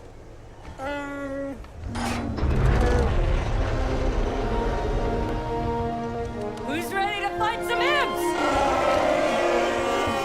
Worst explanation All of the right, suit let's I hope these can monkeys give. get back in the fight. Great work, Jedi.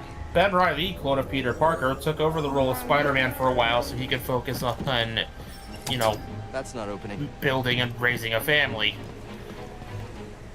This was the Good suit work, Ben Reilly Jedi. chose to operate with.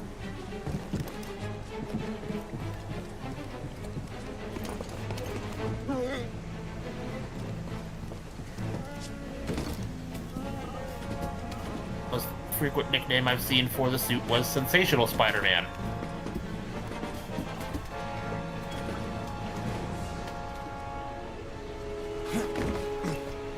So, I've been talking this whole time, and apparently I was muted. When was the last time y'all heard me talk? I heard you say, hold up. Saw's up ahead. We must be close. And then mute. Okay. Thank you for letting me know how long I was muted. We're pushing them back. Of course. Keep it up. You almost got it.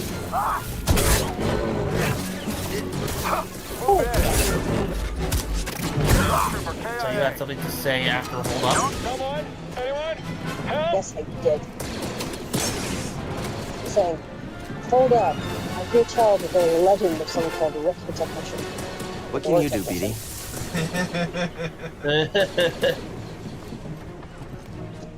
Because we were, messing around with stores. So I was like, oh, that sounds like different.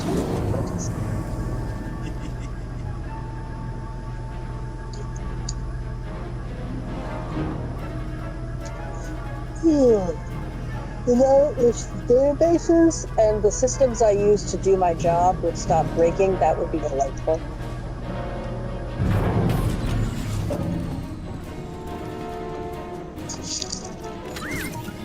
Oh, all right, Sentinels. I wish that'd be real nice. It's locked down.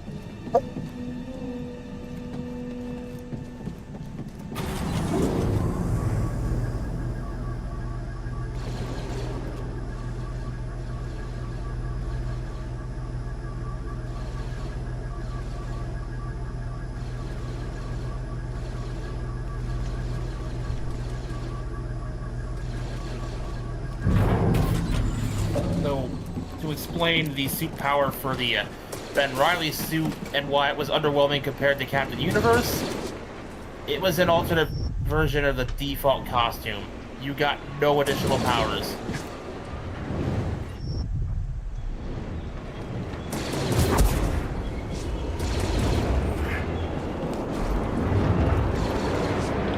The black suit at the very least gave you the unlimited webbing and a degree of stealth.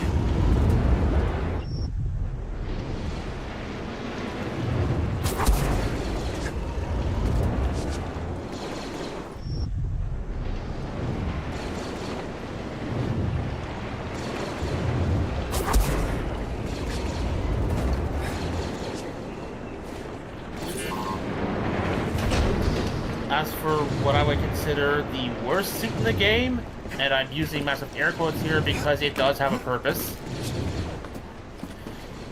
If you decide to play the game using the Peter Parker skin, ergo not as Spider-Man but as the secret identity, you are effectively choosing to play the game the hardest way possible because that limits the amount of extra web cartridges you can carry to. Go, go, go! The door's there! Where you could normally carry up to 9.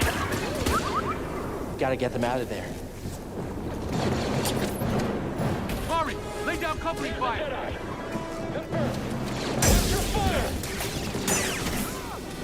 Is he gonna kill us all? Had to take a shot. He's hit. Alright, security droid. Oh shit. Oh.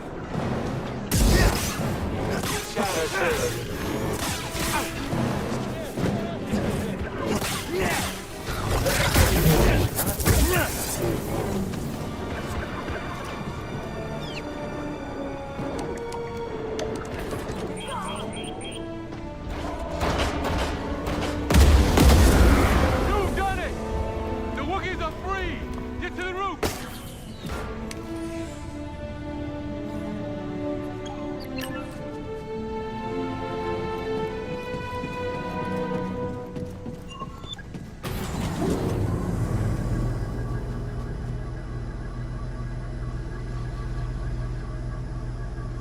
One thing I do like in the season of this game is that you can customize BB1 even further. Instead of just like colors, you can change like what type of like you can change his parts around and make them look different.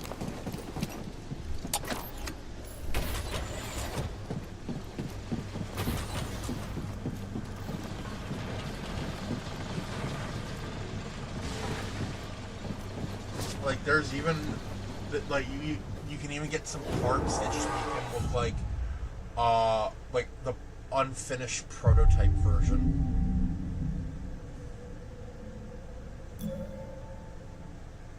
Neat. Basically, you can make him naked. And then you describe it like that and it gets weird. Well, I mean, it's basically naked for a droid. My tots, what do you mean? What do you, like episode 1, what do you mean with naked? My goodness, my tots are showing. Exactly. Like it's like the riot, like the clothing is their version of clothing. I know, I'm just joking. I love that little background. It's like, what do you mean with naked? The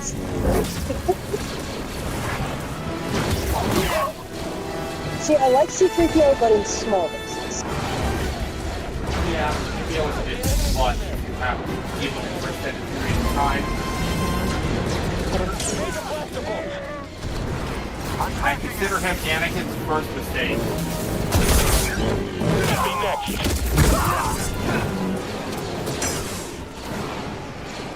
That is correct. Yes, Anakin built him. Anakin did that. You ready, buddy? Jedi! We don't So, have the yeah, firepower to Anakin's breach first this hole. mistake. We're on it. And I'll argue his longest-lived galactic war crime.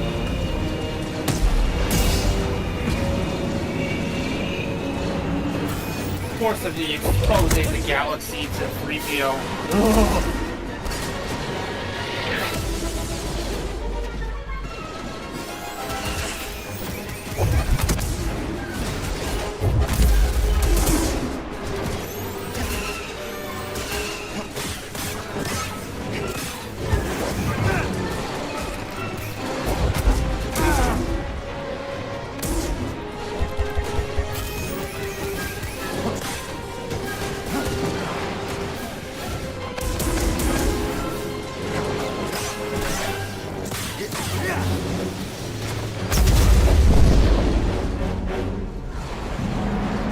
I'm sorry, I thought torture was illegal in this galaxy. At least prior to the Empire.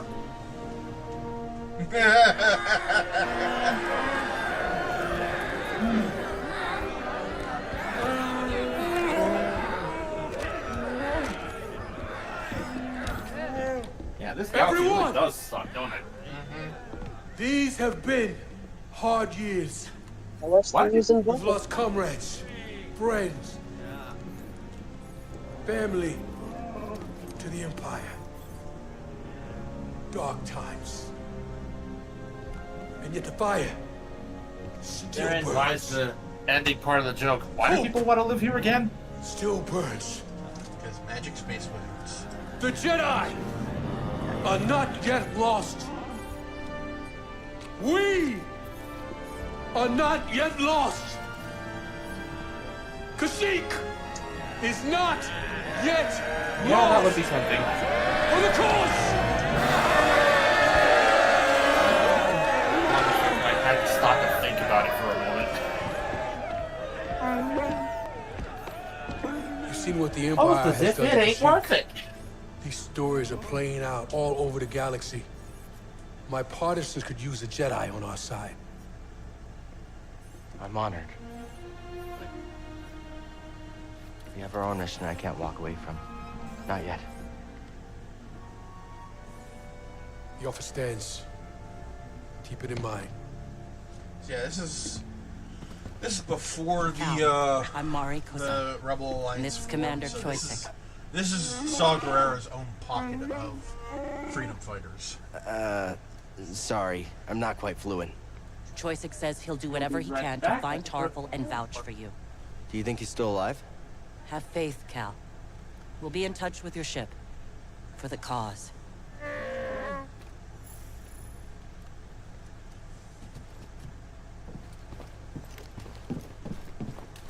Oh, damn! I haven't seen one of these in a minute. We did it. By the skin of our teeth. It'll be harder without your help. I know. But I can't abandon my mission. I understand. I got intel that may help you. A few rotations ago, my people searched an abandoned Wookiee village nearby. No sign of Tarful, but we did find out the safest route to the Shadowlands is through this refinery. I built an escape plan if this didn't work out. You catch on fast. When you're ready to find Tarful, that's the way to go.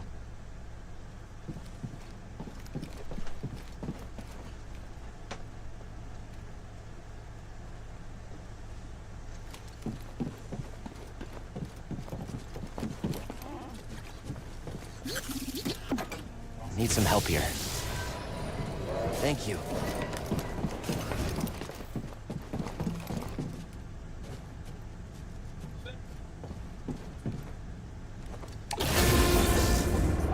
I've been monitoring Imperial communications. communications and I picked up something. Project Augur has been reactivated. The Empire may be close to finding another Zepho tomb. Looks like we still have work to do.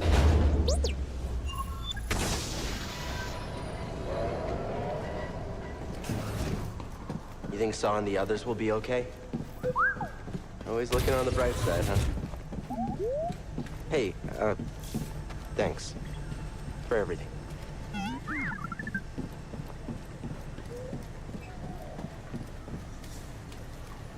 Hey, Seer. Cal, good to see you back in one piece. Mari Kosan contacted us. We know you couldn't find Tarful. I love risking our lives for nothing. It's fantastic. It wasn't for nothing. Mari and Choysic will come through. I like your optimism. We could all use a little of that now and then. Hey, I'm a positive guy, too. I'm positive that if I die, I'll be very upset. You did good, Cal. We might not have found Tarful yet, but you saved lives today. Don't forget that. Thanks.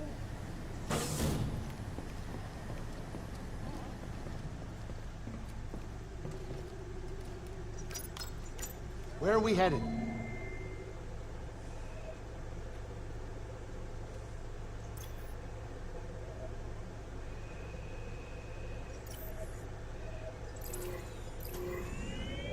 Back to Zepho.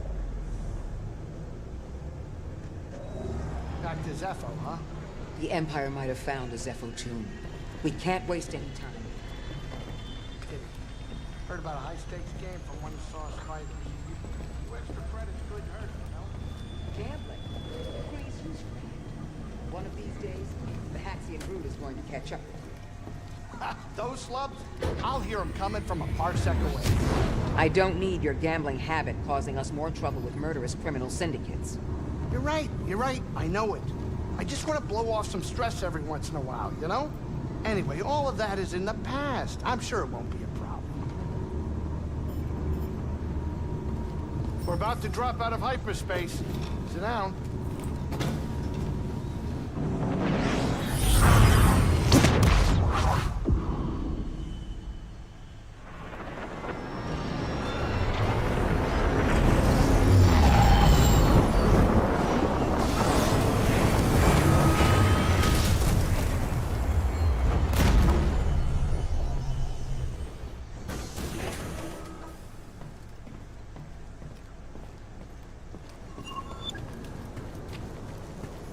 What's up, Grease? Remember that scout walker you took down? The ATST? Yeah. You got up close and personal, right? What are you getting at, Grease? How's about you liberate one of those things from the Empire, and I take it for a spin? Oh. You gonna help me out next time we're in a fight? What? No. No way. It's always fighting with you. Yeah, forget I said anything.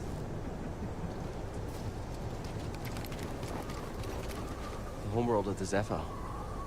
Cordova must have spent a lot of time here. Cordova spent his life studying the history of the galaxy in many different places. Dragged me along on a few expeditions. It was educational. You really believed in the past? He believed in the future. But you can't have a future without the past.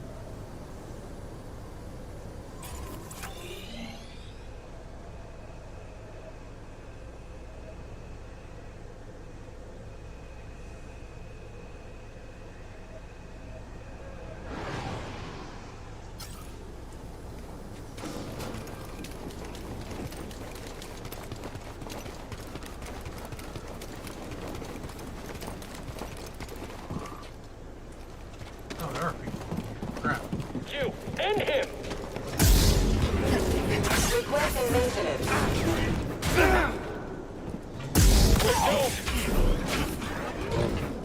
I'm firing.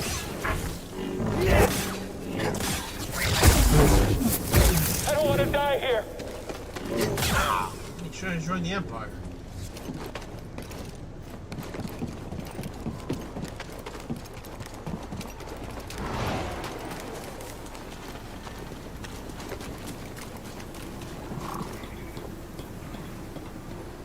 No stormtroopers here either. Must have cleared out to search for the tomb. That's good for us, but the cave will be crawling with them. I'll do what I can to monitor their movements. Something about this doesn't feel right. The Empire doesn't give up ground. I know. I feel it too. Watch yourselves, okay? You too.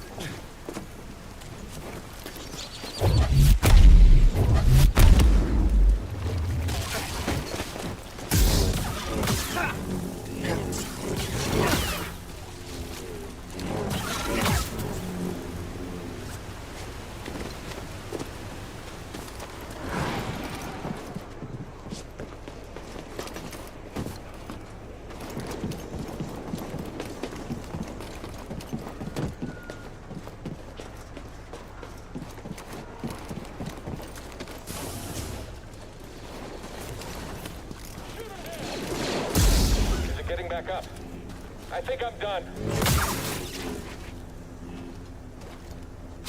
How's he doing that?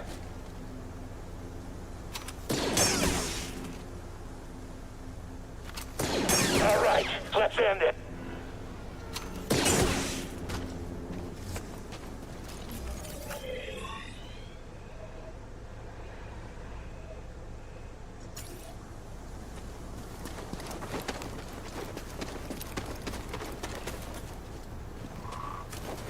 I really stepped it up. Are you and Grease safe? You worry about the mission. I'll worry about keeping us off their radar. We'll be fine. We have to win. We can catch him still. Sorry about that. There was a door-to-door salesperson hawking solar that had decided to stop by.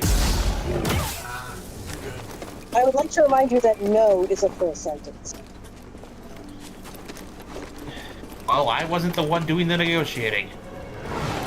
That's fair. I was the one keeping Cap from running out the door. Remind your family that no is a full sentence. Normally, they would have said no. Firing on the end. Thing is, with this server, there's not much in the way of shade over the houses, so solar might actually be a benefit. Hmm.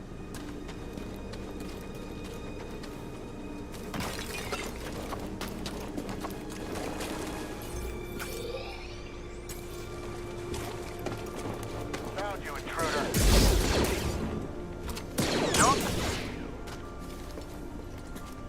I can take him myself. Contact on target. Stop him!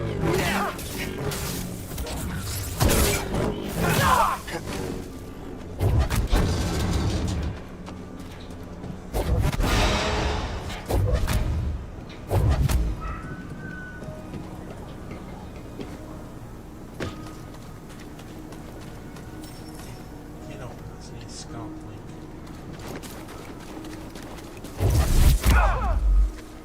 Incoming! Little by little, I'm getting my family hooked on liquid death. This looks good. Going to end this. I'll get you for that. It's just water, right? You, intruder, pulse. It is sparkling water. The last time I went shopping, I just happened to grab like a quartet of soda flavors to make it easier for the fam to figure out if they like it or not.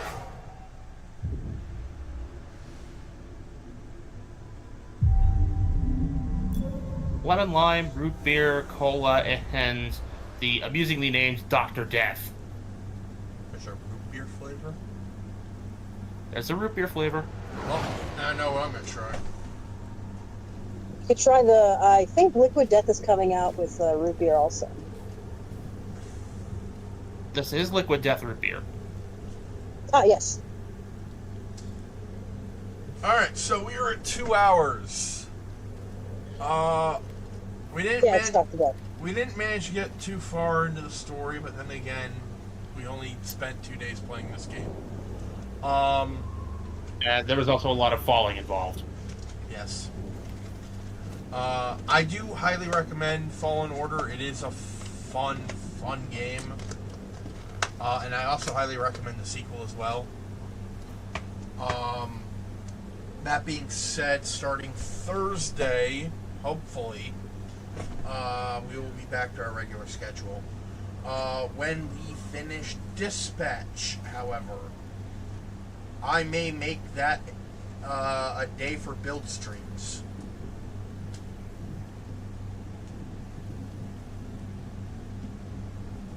if that's going to be the case, then I might reconsider what I wanted for my birthday stream, because then you'll just get to it anyway.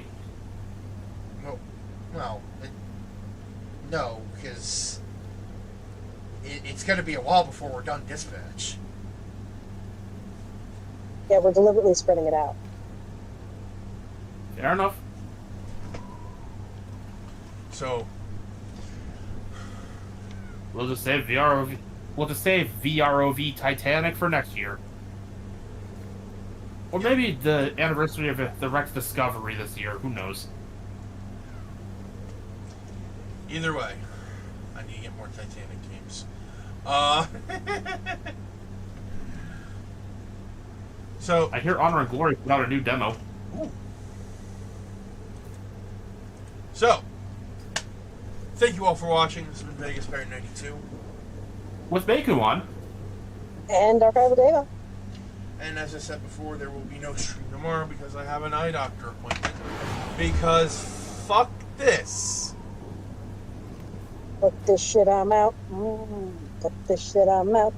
Please, don't mind me. Don't get my shit leave. So, if you like what we do and want us to keep doing it, feel free to support us in any way you wish, whether it be voluntarily or through engagement. Every little bit helps. And as always, stay safe, stay comfy, stay hydrated, stay healthy, be good to each other, and we'll see y'all on the next one.